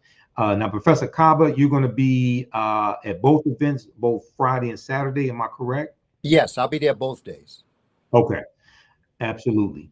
All right, so visit our website, AfricanHistoryNetwork.com, for more information. We'll get this up on our website. Okay, now, and then I want to see if I can bring this up also because my screen share wasn't working. That's why I had to refresh the screen. Let's see if I can show this because I talked about Malcolm X earlier, and we're going to talk about Malcolm right now. This is from Malcolm's speech, The Ballad of the Bullet, April 3rd, 1964, the one he delivered in Cleveland, Ohio, Coy Methodist Church. And I was saying he used the term African American. So this is from the book Malcolm X Speech with prefatory notes by George Breitman. And Malcolm, in his speech, he says right now in this country, if you and I, 22 million African Americans, I have it highlighted in yellow, that's what we are, Africans who are in America. So Malcolm used the term African Americans as well. Okay, so we talk about Malcolm X, Al-Hajj Malik Al-Shabazz, born Malcolm Little, May 19th, 1925 in Omaha, Nebraska. Now, you taught classes on Malcolm. Was that at New Paltz? Yes. Yeah, okay. 82 miles north of New York City. Right, right. State University of New York at New Paltz. So I've studied Malcolm. I've taught about Malcolm, and I think Malcolm is very much misunderstood as Dr. King is very much misunderstood as well. And one of the books that really helped me learn a lot about Malcolm, besides the autobiography of Malcolm X, besides that one, is this one here by Dr. James H. Cone, Martin, Malcolm, and America: A Dream or a Nightmare. And Dr. James H. Cone is known as the father of Black liberation theology. And this book deals with how, toward the end of both of their lives, their ideologies were converging. And he's showing similarities between Malcolm's evolving ideology, because Malcolm's ideology is evolving, especially once he officially leaves the Nation of Islam, March 8th, 1964. And Dr. King's ideology is evolving also. And you talked about civil rights and human rights, and I want you to define that more if you can. But from 66 to 68, Dr. King transitions from civil rights to human rights. After the Civil Rights Act of 64, the Voting Rights Act of 65, Dr. King transitions to human rights, but he's also dealing with economics as well. The Poor People's Campaign, he's dealing with economics also. So what are, as we deal with this 100th anniversary of Malcolm's birth, what are some principles, what are some teachings you think that we need to understand about Malcolm and put into practice? I taught a class on Malcolm 22 times. Okay. For 11 years, I taught a class on Malcolm. Yes. When I first got up to teaching, and I thank my daughter for getting me the job because she attended New Paltz. Right. They invited me to come up in February of 2004 to do a presentation on the Black Panther Party. And it was during winter break. It was in February of 2004. And we just had such a phenomenal time. Okay. The students and I. I got up there. And it was good because it was break. I didn't have to go to work the next day. So, I didn't leave campus till like 1:15 in the morning, because the students were just interacting with some of the things I was saying, and then I would have them speak to me about what they knew about the Black Panther Party. You brought, and it was the alphas that brought me up. Okay. I said, you brought me up to talk about Malcolm, but what do you know about it? Right. And there was a course on Malcolm X at the college. Long story short, we got along so well. They asked me, would I be interested in teaching? There was a teacher that was leaving the Black Studies department and going to the Department of Political Science. And they asked me if I would teach a class on Introduction to Africa. And so I said, sure. So I went up there in 2000, the fall of 2004, but by the fall term of 2005, the teacher that taught the Malcolm X class left. Okay. And so Dr. Margaret Wade Lewis, who was the chairperson, phenomenal, brilliant mind, asked me, would I be willing to take on this second course? I said, sure, Malcolm, that's a dream come true. And so I wrote up the syllabus, and she called me into her office and she said, well, I like where you're headed, but I want to tell you that the course is titled Malcolm X, the Man and His Times. Now, Brother Imhotep, and to the family that's listening, that became very important to me, because my approach towards Malcolm to teach students was a way to teach it. Okay. But when I looked in terms of the time, what I did was I got the book by Lerone Bennett. Okay, which one by Lerone Bennett? Which book? The one that has that big calendar in the back. Before the Mayflower? Before the Mayflower. Oh, okay. Yeah. Okay, and it has that calendar in the back. Yeah, milestones in history. That's in the back. So this is the 6th edition. It's an Okay. old. It's my book is beat up. It's the 6th edition Hey before man, the Mayflower. you've been pulling out these books as I'm talking. It's almost as if you premonitioned what I was going to talk about. Before the Mayflower by Lerone Bennett Jr. Go ahead. That's it. And so I went from 1925 to 1965. Yeah.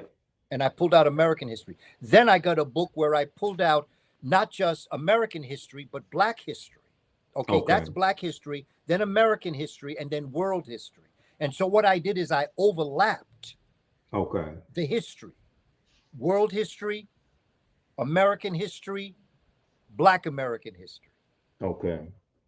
And when I began to look at that, I began to realize something that I just say in a basic statement. When a human being is born, he or she is born in the times that they're living.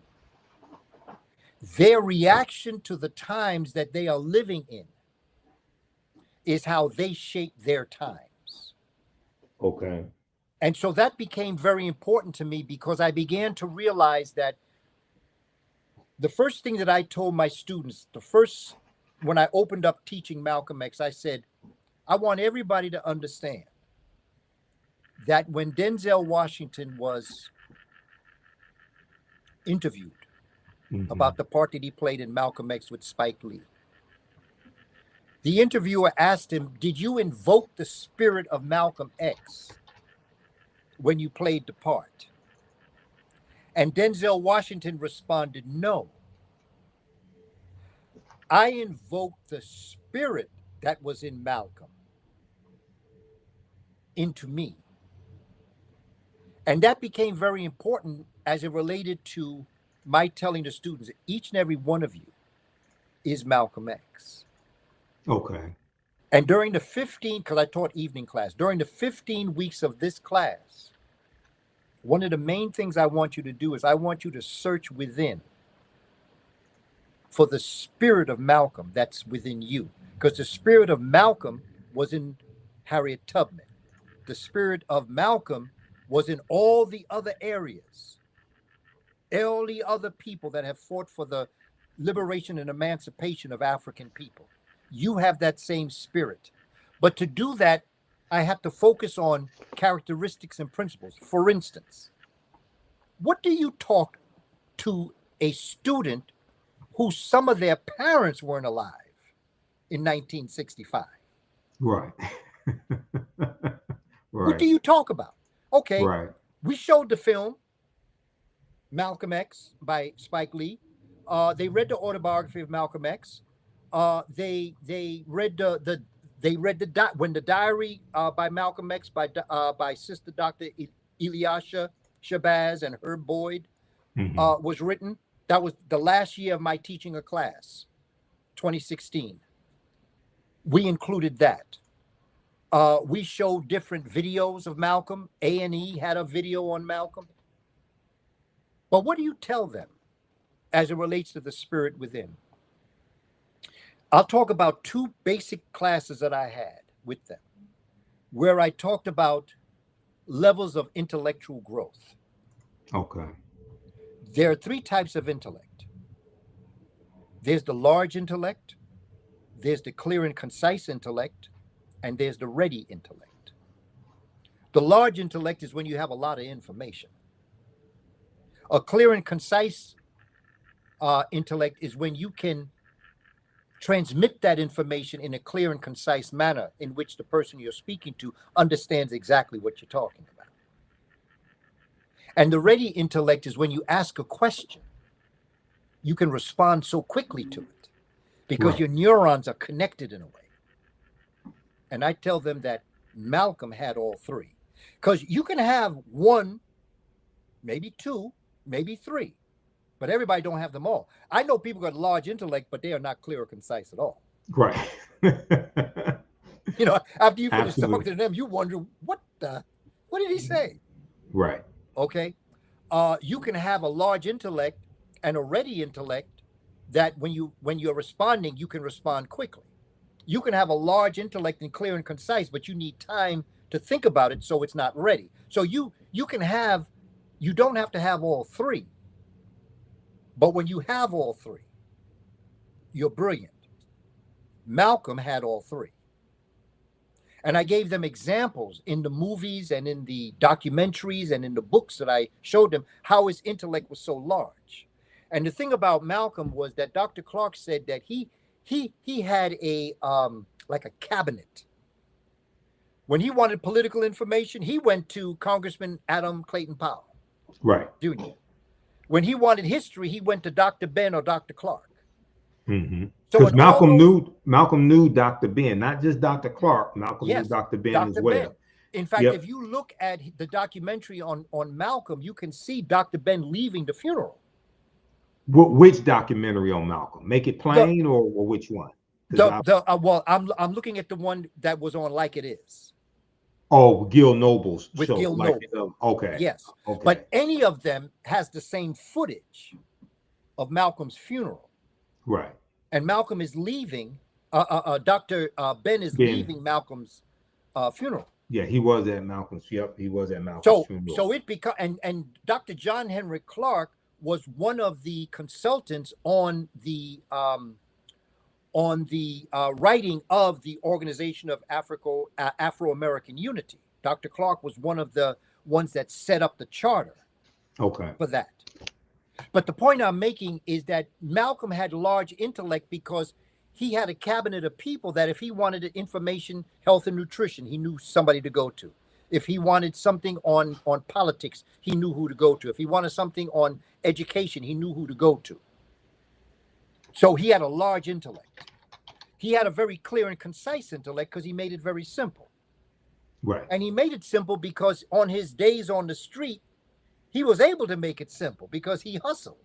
And when you hustle, you got to hustle your stuff so that it's real plain and simple. So you can, his friend that he hung out with, he said Malcolm could talk money out of your pocket. Right. Up on Blue Hill Avenue in Boston. You talking about Shorty Jarvis? I'm talking about Shorty Jarvis. Are you talking about Shorty Jarvis? Yes, I'm talking about Shorty Jarvis. Yeah. He said Malcolm could talk money out your pocket. And then the ready intellect, when I saw Malcolm being interviewed by a reporter, and the reporter asked a question. Malcolm was so ready and so intellectually gifted. Malcolm could answer in that first response to that first question. He could answer the second question and the third question that he knew was going to be follow-up. When that happened, the reporter could not ask the second question. And that's when Malcolm would hit you with knowledge and wisdom that he wanted the Black community. He would shut the reporter down to give him at least 15 seconds, 20 seconds to say something. So he was ready.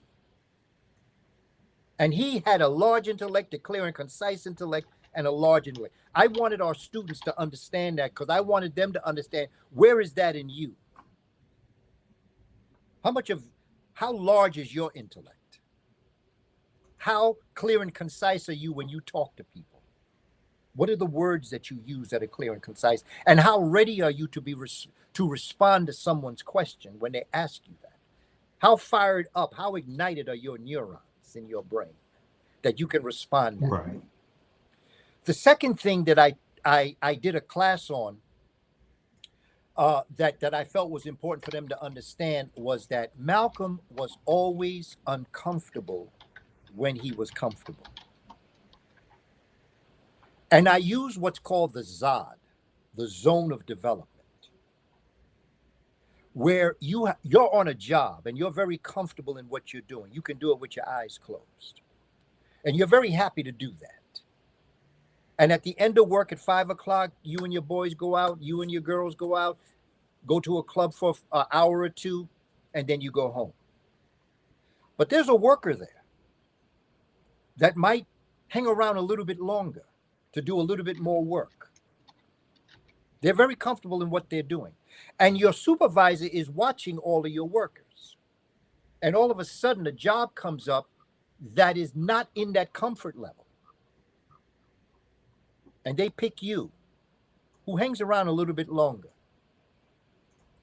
When they offer you this particular responsibility, you're uncomfortable. because you're out of your comfort zone. They're asking you to do something that you're not used to doing. But if you have the confidence that you're going to be able to do it, you apply that confidence in your uncomfort, and then that becomes comfortable for you. But you're still uncomfortable because now you're comfortable. Right. So now you want to move on. So what I'm saying is that in societies, there are always people that move up in society. They become the supervisors. They become the presidents or the people who are in charge because they are uncomfortable when they're comfortable. They don't want the okie doke. They don't want the 9 to 5. They want something more. That was Malcolm. Malcolm was uncomfortable when he was comfortable. And Al-Hajj Malik el-Shabazz was that type of mind that had the 3 intellects and that confidence in who he was, the self-esteem he had once he learned who he was as a black man in the Nation of Islam, that he realized that it was more than just religion. He realized that for black folk to get ahead in the country, he had to go to the next level. And what was that? That next was the level? Ballad of the Bullet.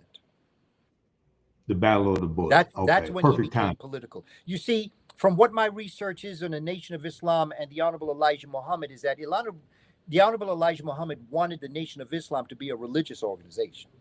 Right. He didn't necessarily want it to be political. Right. But Malcolm, in his uncomfort, watching what was happening.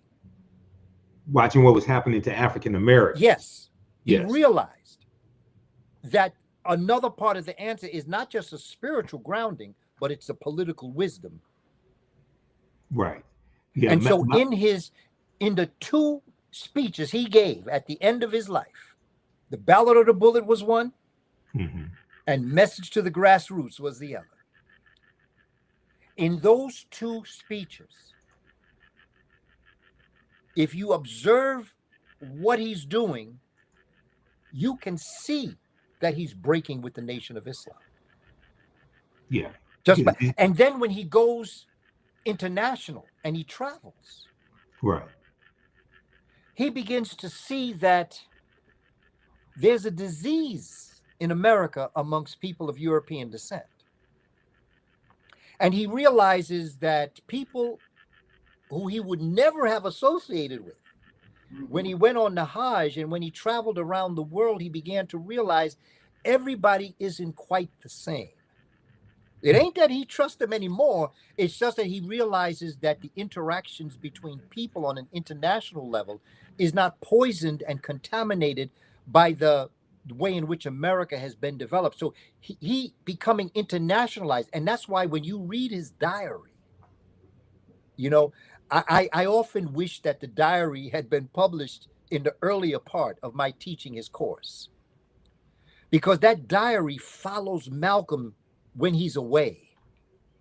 And the messages that he's writing, the letters that he's writing to Dr. Betty in terms of his travels and what he's doing and what he hopes to do when he gets back home, you can begin to see the growth of Malcolm. And you can see how he's taking it to the next level. And so what you see in El-Hajj Malik el-Shabazz, there should be a course on El-Hajj Malik Shabazz alone. Okay. That transition. Yes. From yeah. Malcolm X to El-Hajj Malik el-Shabazz. And if you go to his diary, and you can get his diary, you know, go to the Black Bookstore, go to Nandi's, I'm sure she has it or can get it. Nandi's Knowledge Cafe in Highland Park, Michigan. Absolutely. I'm sure she can get it. Read that book and you'll see the formulation. And, you know, I also assigned at the end Dr. Ilyasha Shabazz. I call her doctor because she works so hard. His daughter. One of his daughters, yes. Wrote a book, The Boy Who Would Grow Up to Become Malcolm X.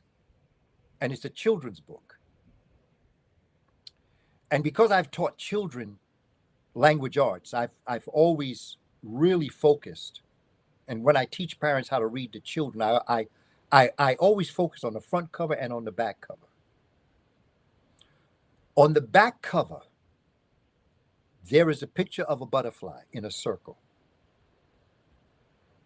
And one of the things I asked my students in elementary school, middle school, and also in college, I asked them, of all the pictures, of all the visuals that his daughter would put on the back cover, because on the front cover there's a picture of a little boy looking up, with the red hair, and he's just looking up. That's the picture, sitting on a porch probably, looking up. But on the back cover there's the butterfly. And I asked them, of all the symbols, why would she pick a butterfly? Right. And that becomes important because I wanted my students, my college students in particular, because the ending project was for them to write their eulogy. Because, Manu Ampim developed those levels of Malcolm's life. He was born Malcolm Little, Detroit Red, Malcolm X, El Haj Malik El Shabazz. But then he transformed to the son who would come back. Okay. Yeah, Professor Manu Ampim. Professor Manu Ampim. Yeah, he's a friend of mine as well. We've had Manu on the show also. We just had him on in February or March. February, I think it was, dealing with Dr. King. Yeah. Okay. Just had him on the show. Absolutely. The fifth level would be the son who returned home. The son who returned home. Yeah. Okay. You mentioned the Ballad of the Bullet. So everybody can check this out. This is from blackpast.org. Blackpast.org. They are a fantastic resource, fantastic website. They have about 6,000 pages of articles dealing with African American history and African history. This is Malcolm's speech from April 3rd, 1964 at Corey Methodist Church in Cleveland, Ohio, the Ballad of the Bullet. And as I was showing in here, Malcolm uses the term African American in the Battle of the Bullet. Right now in this country, if you and I, 22 million African Americans, that's what we are, Africans who are in America. But one of this is a very political speech that Malcolm is giving, okay? And when you look at, this was after he met Dr. King for the first and only time, which was March 26, 1964, at the debate over the Civil Rights Act of 1964, okay? And that took place when he met Dr. King. That was late in the same month that Malcolm officially separated from the Nation of Islam, which was March 8, 1964. So a lot of people don't know about this discourse, and I want you to comment on it because you have taught 22 classes on Malcolm X. So there's a good article from the Washington Post that I reference in my lectures and in my classes. Martin Luther King Jr. met Malcolm X just once. The photo still haunts us with what was lost. This is from June 14, 2018. Excellent article by Deneen L. Brown for the Washington Post. So she shows this famous picture here. But one of the things that a lot of people don't know is that when Malcolm meets Dr. King, Malcolm tells Dr. King, "I'm throwing myself into the heart of the civil rights struggle. I'm throwing myself into the heart of the civil rights struggle." And this was March 26, 1964. But going back to July of 63, okay, July of 63, Malcolm X sends a letter to the leading civil rights leaders at the time. And this is the month before the March on Washington. So it was the big six leaders: Dr. King, A. Philip Randolph, John Lewis, etc. Right? So he sends them a letter, and he's inviting them to Harlem for a meeting, and he says that we have to find a common solution to a common problem posed by a common enemy. Okay. The letter opened with "Dear Sir." Malcolm called for a united front against racial oppression in the country. Malcolm said the present racial crisis in this country carries within it powerful destructive ingredients that may soon erupt into an uncontrollable explosion. The seriousness of this situation, and I want to check and make sure people can see this. Let me increase the font size. The seriousness of this situation demands that immediate steps must be taken to solve this crucial problem by those who have genuine concern before the racial powder keg explodes. A united front involving all Negro factions, elements, and their leaders is absolutely necessary. So, and Malcolm warned that a racial explosion is more destructive than a nuclear explosion.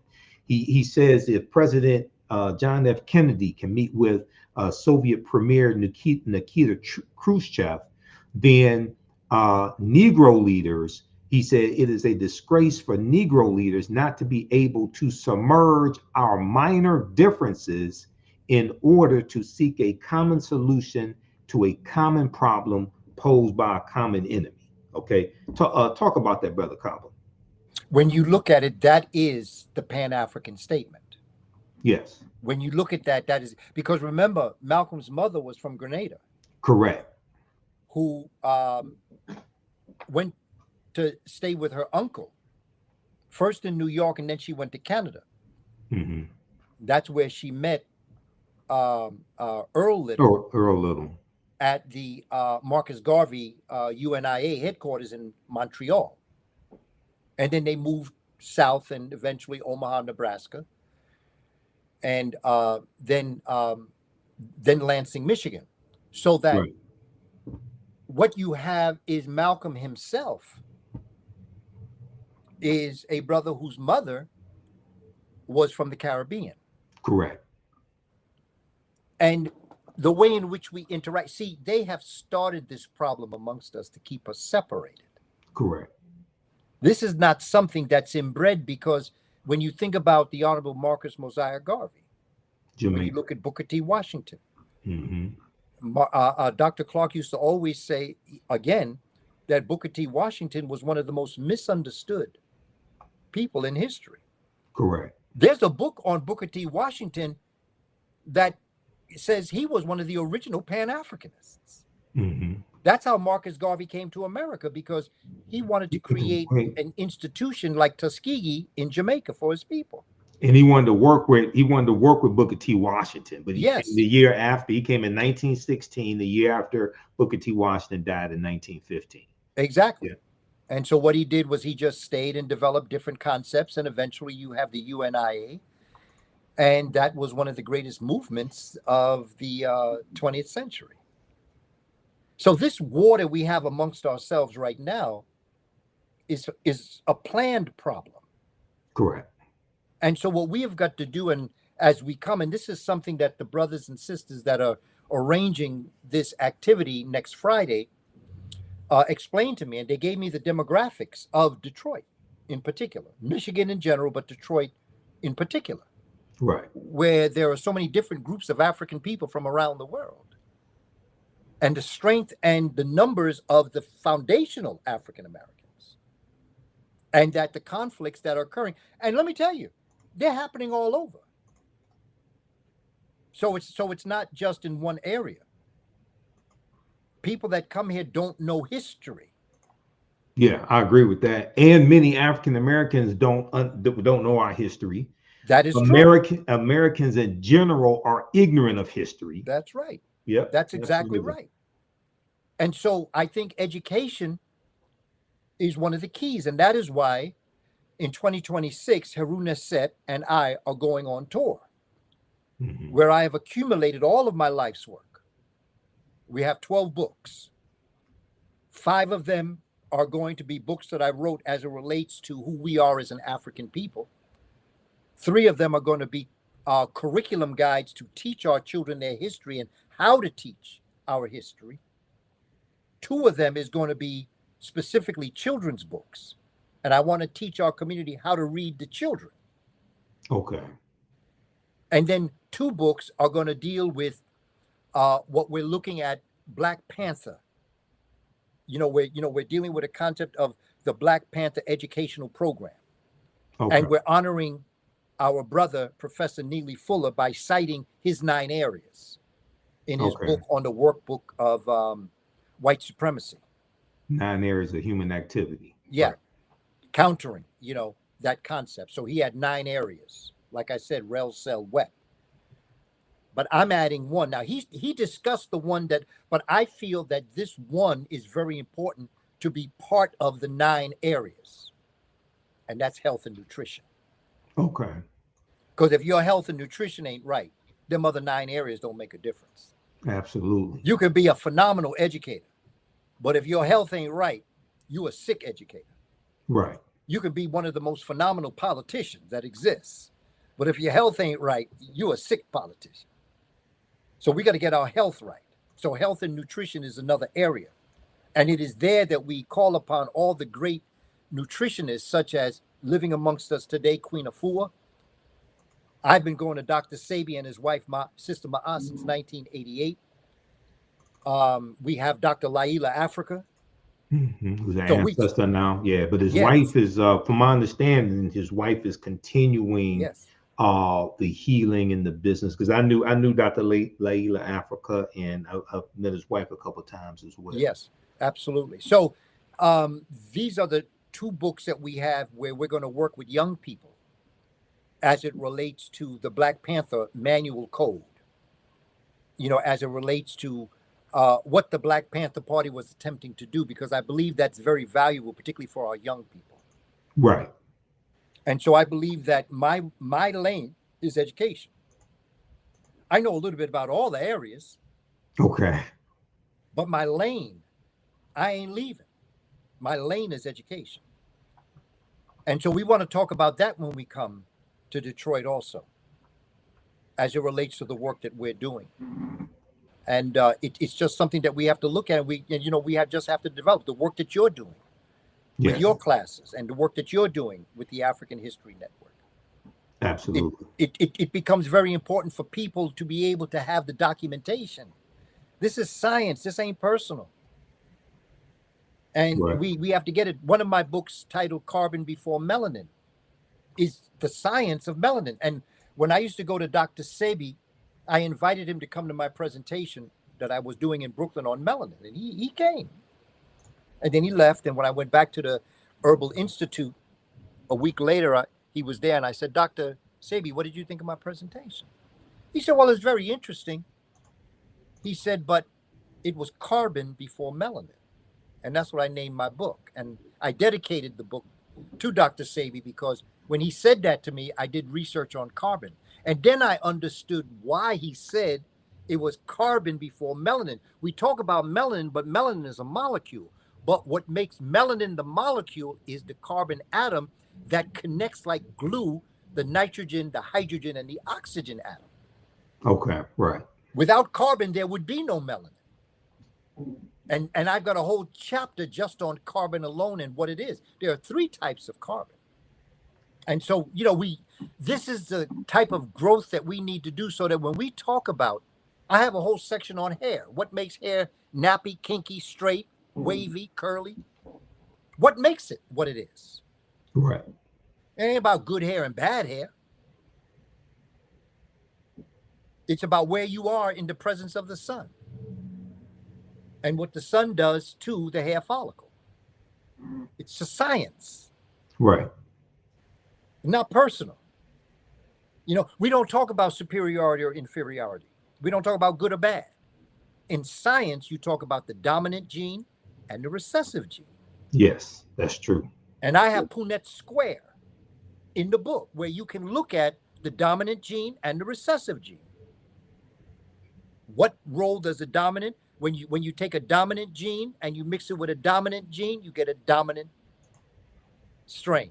When you take a dominant gene and mix it with a recessive strain, you get one that leans more towards the dominant, but it is still recessive. When you take a recessive gene and you blend it with a recessive gene, then you get a recessive entity. We teach it in school, but we teach it with plants. I teach it with humans. Okay. Because when you teach it with you, and it applies to humans as well as it does to animals, as well as it does to plants. But they don't teach you that. They teach it to you in relationship to colored plants and albino plants, the dominant plant and the recessive plant. But we got the whole thing set up for human beings. It's not superior or inferior, because I believe Dr. King was right. Malcolm was right. It is the content of your character that makes you who you are, and not the isms that create schisms. Right. But at the same time, they were both trying to dismantle white supremacy and racism. Absolutely. At the same time, because you have... Well, that's an oxymoron, man.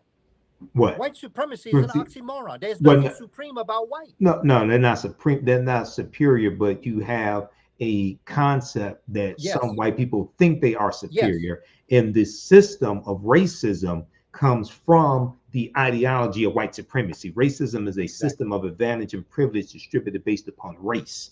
Racism occurs when one race of people control the majority of the wealth, power, resources, benefits, privileges, land, access to opportunity, access to education, etc., and they use that to marginalize, subordinate, and do harm to another race of people. That's from the ideology of European white supremacy, and that's for the purpose of preserving genetic white survival. That's it. Which goes back to really understanding that history and connect this to the Moors. You see this developing as Spain is defeating the Moors, as Europeans are coming out of the Dark Ages in the late 1300s, going into the 1400s, etc. As they're coming out, as they start conquering people's land, when you have Columbus and his 4 voyages starting in 1492, you have Hernan Cortez conquering the Aztecs in Mexico in 1521. And as they're conquering people's lands, they are rebuilding Europe. Okay. Dr. Clark talks about how Europe was land poor, people poor, resource poor. And he, I know you've read Christopher Columbus and the African Holocaust, Slavery and the Rise of European Capitalism. And he talks about how coming out of the Dark Ages, Europe is rebuilding itself as is conquering people's land, setting up plantations in the Caribbean, things of this nature. In Mexico, they're extracting the mineral wealth, the gold and silver, to rebuild Europe. But they saw throughout Europe, Europeans saw what happens when African Moors intermixed with Europeans. And they saw that when that child came out, usually it looked more like the Moor than it did the Europeans. And you throughout Europe, you see a change in the complexion of many Europeans, things like this, right? So then when they're going out setting up these different what are going to be colonies, etc., they start realizing they have to put policies in place. Otherwise, the white gene, Europeans are going to be wiped out. Okay, if they don't put policies in place to preserve genetic white survival. So this is what you're looking at. So a lot of people try to reduce racism down to hating people, not liking people. No, it's a power structure. Okay, it's a power structure coming out of that ideology in the need, they fear in the need to preserve genetic white survival. And Dr. Francis Cress Welsing calls it genetic annihilation. But you see, it's happening as we speak, even right now. Mm-hmm. You know, with all this thing about immigration, all of this represents. Yeah. You know, and again, I do a 4-part series. I have a webinar, 4-part series on the creation and the development of the Caucasoid.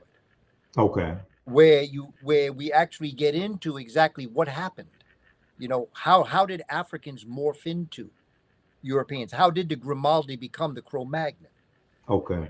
How did Africans become Europeans or Eurasians? How did that happen? Right. And then from that concept, you have to deal with the fact that the reason why they exist was a mistake. And the mistake was leaving Africa. Okay.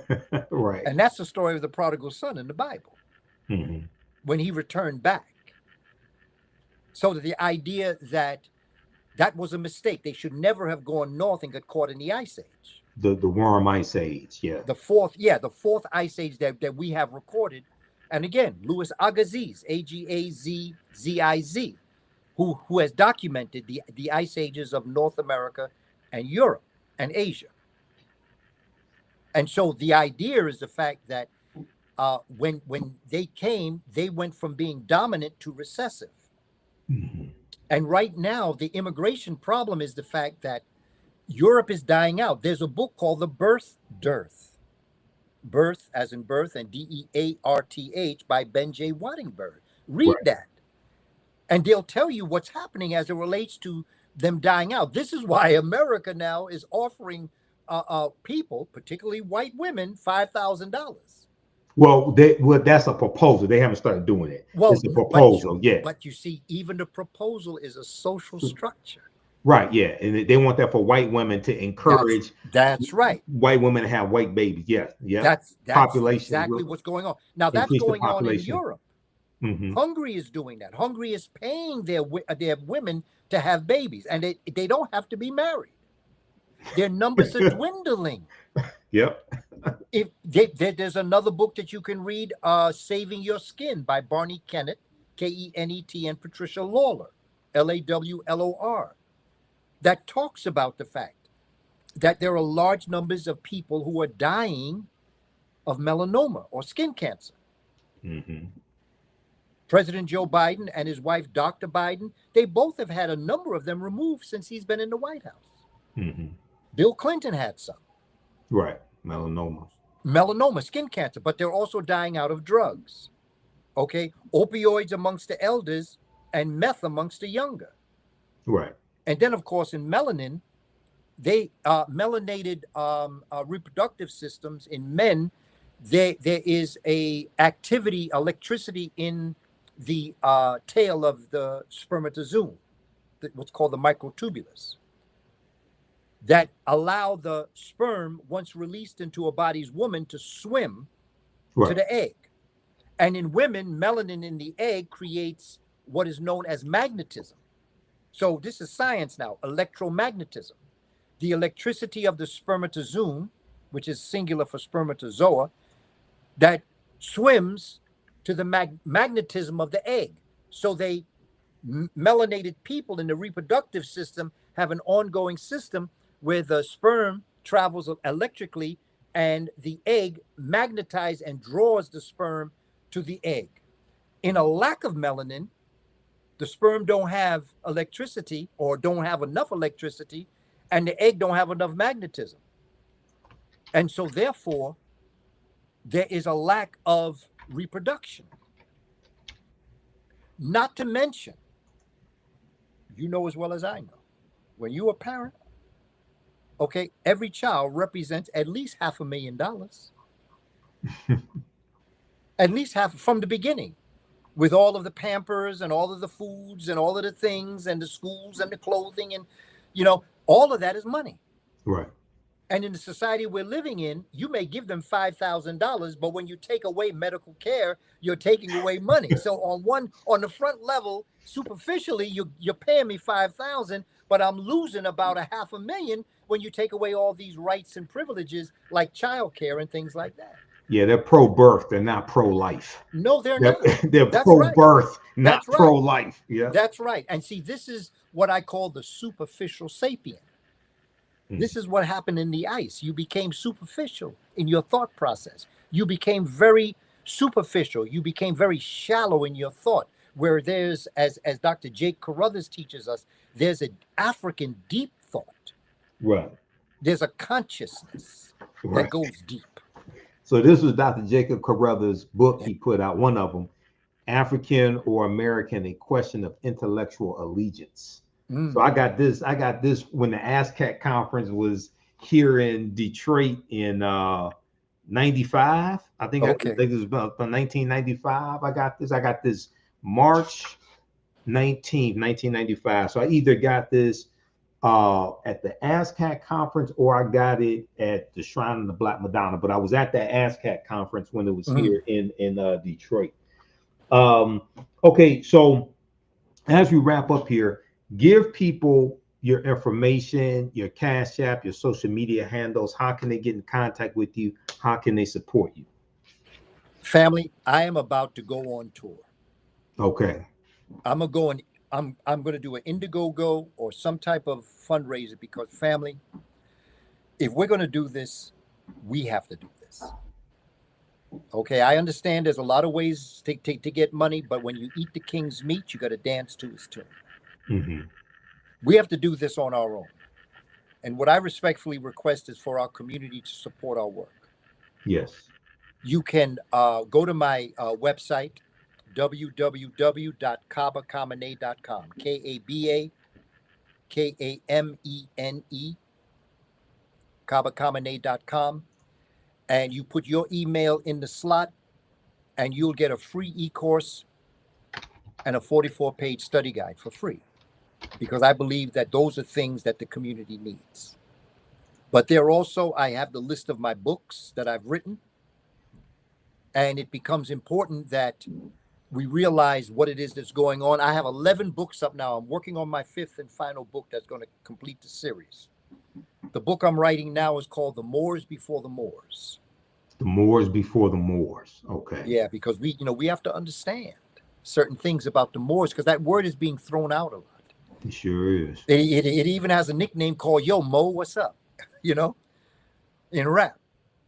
But the Moors, we have to understand the name Moor, where it come from, who gave it to us, or did we give it to ourselves?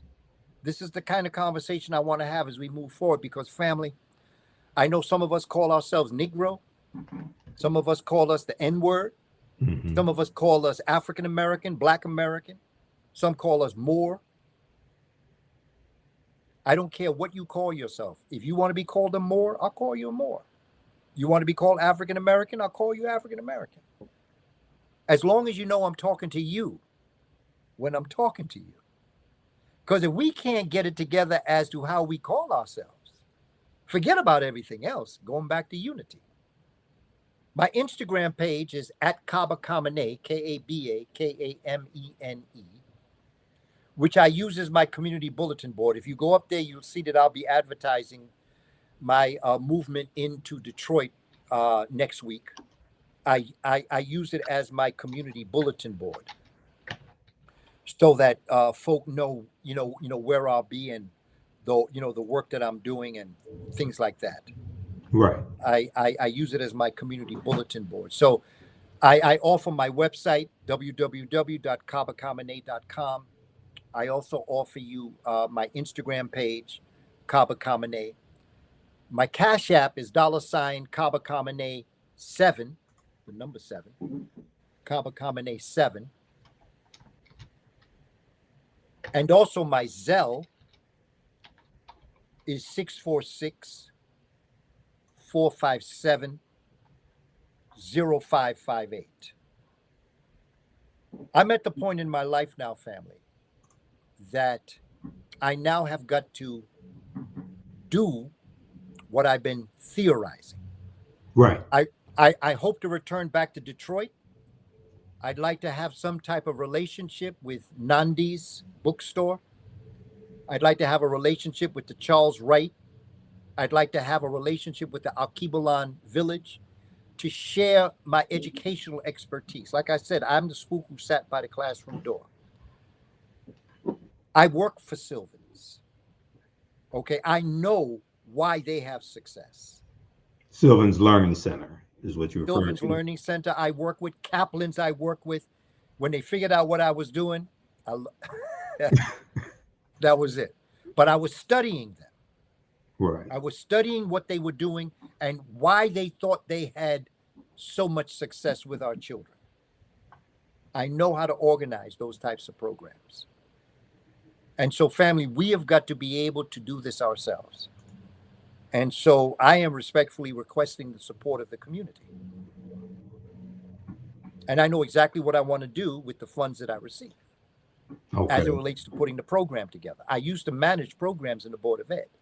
It's called encumbering funds, which means that you account for every penny you're going to spend before they give you the money.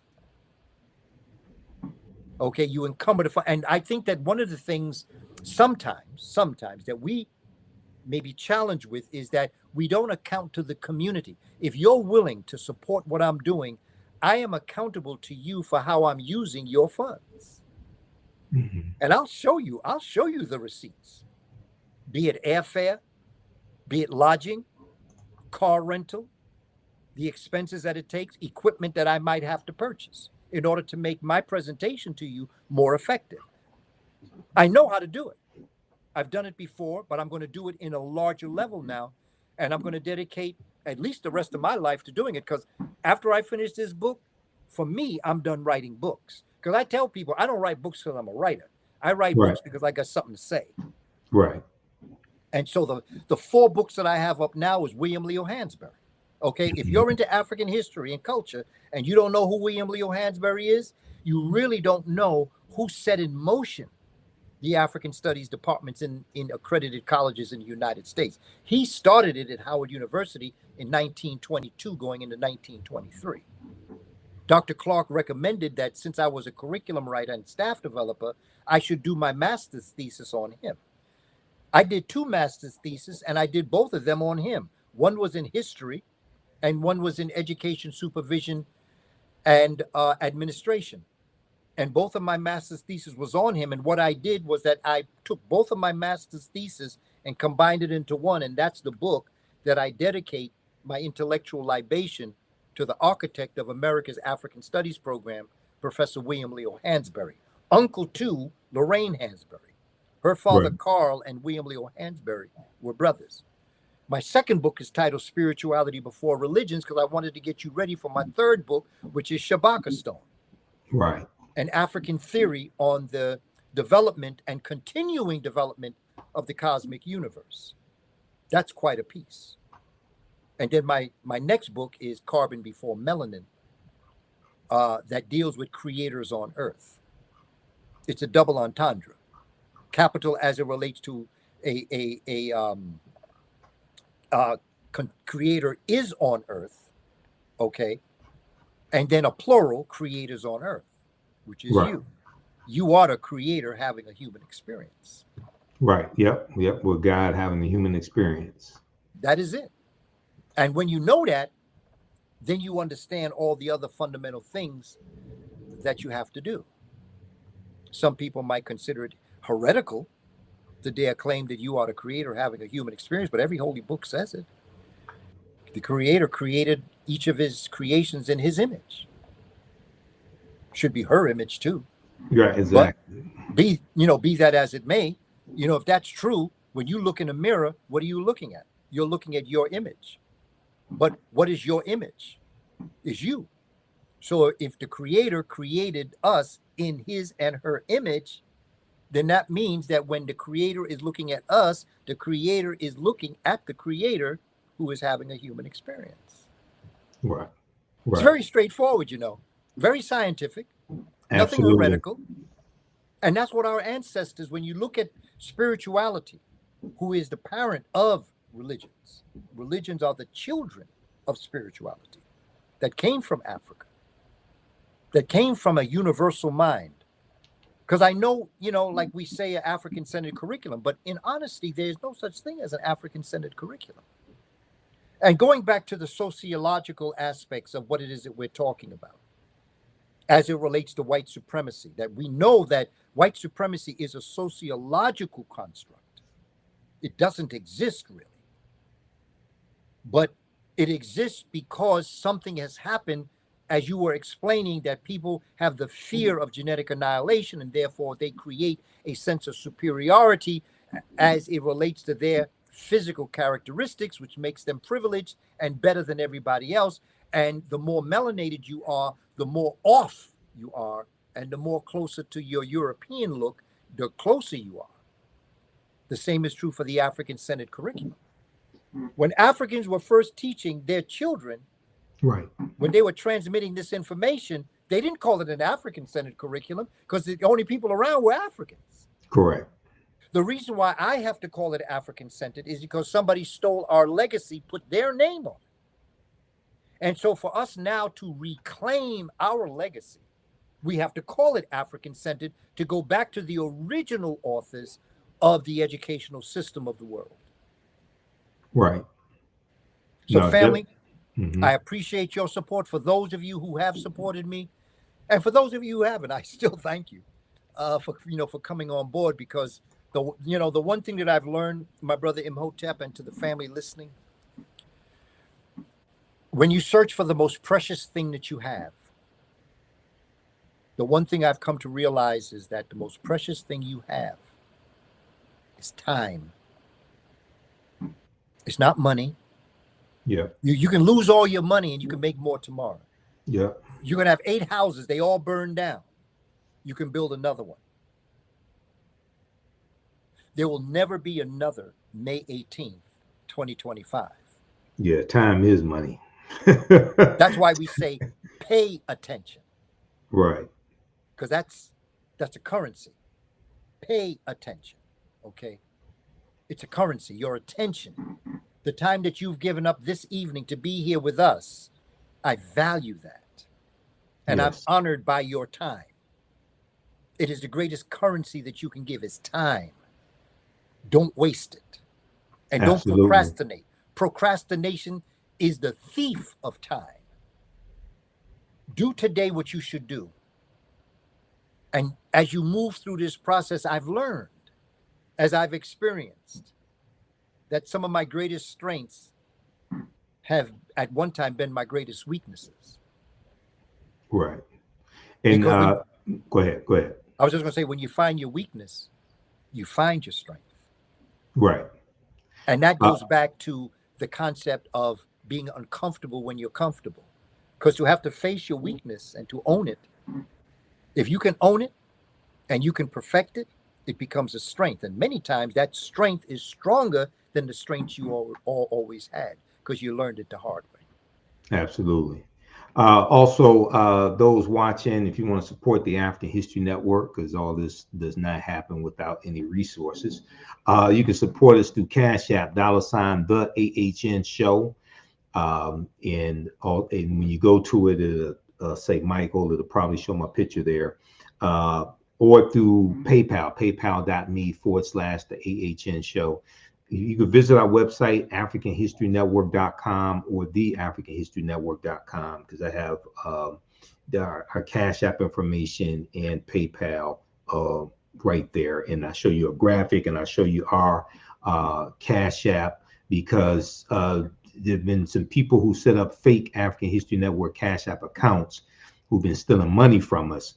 So I had to create this graphic to so people know what our Cash App looks like. And we also have the flyer here for African Liberation Day here in Detroit, where Professor Kaba Kamene will be on Friday, May 23rd, Charles H. Wright Museum of African American History, 6 p.m. And then at Al-Kibalan Village, 7701 Harper Avenue, in Detroit on Saturday, May 24th. So we have that information there. And then we have information about my online history classes as well. Ancient Kemet, the Moors, and the Ma'a for understanding the transatlantic slave trade, what they didn't teach you in school. We have our class lesson plan that you can download. But here we have our Cash App information and our link for Cash App here and link for PayPal also. Okay. All right. Well, look, Brother Kaba, it's always good to talk to you. It's been a while since we've had you here on the African History Network show. I saw you in 2022 when the Hapi tour was here in Detroit. Brother Taki Grant and Sister Felicia. So it's going to be good to see you again as well. So I'll be there this Friday at the Charles H. Wright Museum, front row, waiting to hear your presentation. All right. So peace to you and the family, brother. And thanks for coming on tonight. Brother, I appreciate you. All power to the people. Absolutely. It's not over till we win, as you That's the say. bottom line. Keep on keeping on. Right. Absolutely. All right, brother. Take care. Have a good night. Okay. You also, brother. Regards to you and yours. All right. And to the family on board. All right. Peace. Hotep. Peace. Hotep. All right, everybody. That was Professor Kaba Kamene. Be sure to follow me on my social media platforms, The African History Network on Facebook and Fanbase, and on Michael Imhotep, Imhotep, on Instagram and on YouTube. And when you go to our website, AfricanHistoryNetwork.com, we have our Facebook and we have our social media handles there at the top of the page. Here in the thread of the broadcast, I'm also posting the information for Cash App and PayPal, because this helps us keep doing the research, stay on the air, keep broadcasting, pay for these services that I use. I just upgraded our webcam, so I had to buy that. I have a new Logitech webcam, so our broadcast is clearer. And when I was on Roland Martin Unfiltered on Friday, I could tell a big difference because it wasn't jittery as well. I'm using an external webcam from Logitech. It's a high definition 1080p webcam, so I could tell a big difference with this, but that wasn't free. Okay, so all right. Well, look, it's been a minute since we broadcasted live on Sunday nights, because I have a full work schedule and I work between 50 to 60 hours a week. I have been doing shorter videos, and I'm going to do a video dealing with the Nottoway plantation in White Castle, Louisiana, that burned down on Thursday, March 15th. We posted an article about it. We talked about it on Roland Martin Unfiltered when I was on Friday, May 15th, I should say, Thursday, May 15th. But when I was on Roland Martin Unfiltered on Friday, May 16th, 2025, we talked about it there. But I'm going to do a short video dealing with that. Check out the video that I did on May 5th, 2025 for Cinco de Mayo. And it deals with Cinco de Mayo and Afro-Mexican history and the Civil War, things like that. That's on our YouTube channel and our Facebook fan page, The African History Network. All right, look, we have to get out of here. Remember, at the African History Network, we focus on educating, empowering, and inspiring people of African descent throughout the diaspora and around the world, because right now it's correct your own behavior. It's not over till we win. Wakanda forever. We'll talk to you next.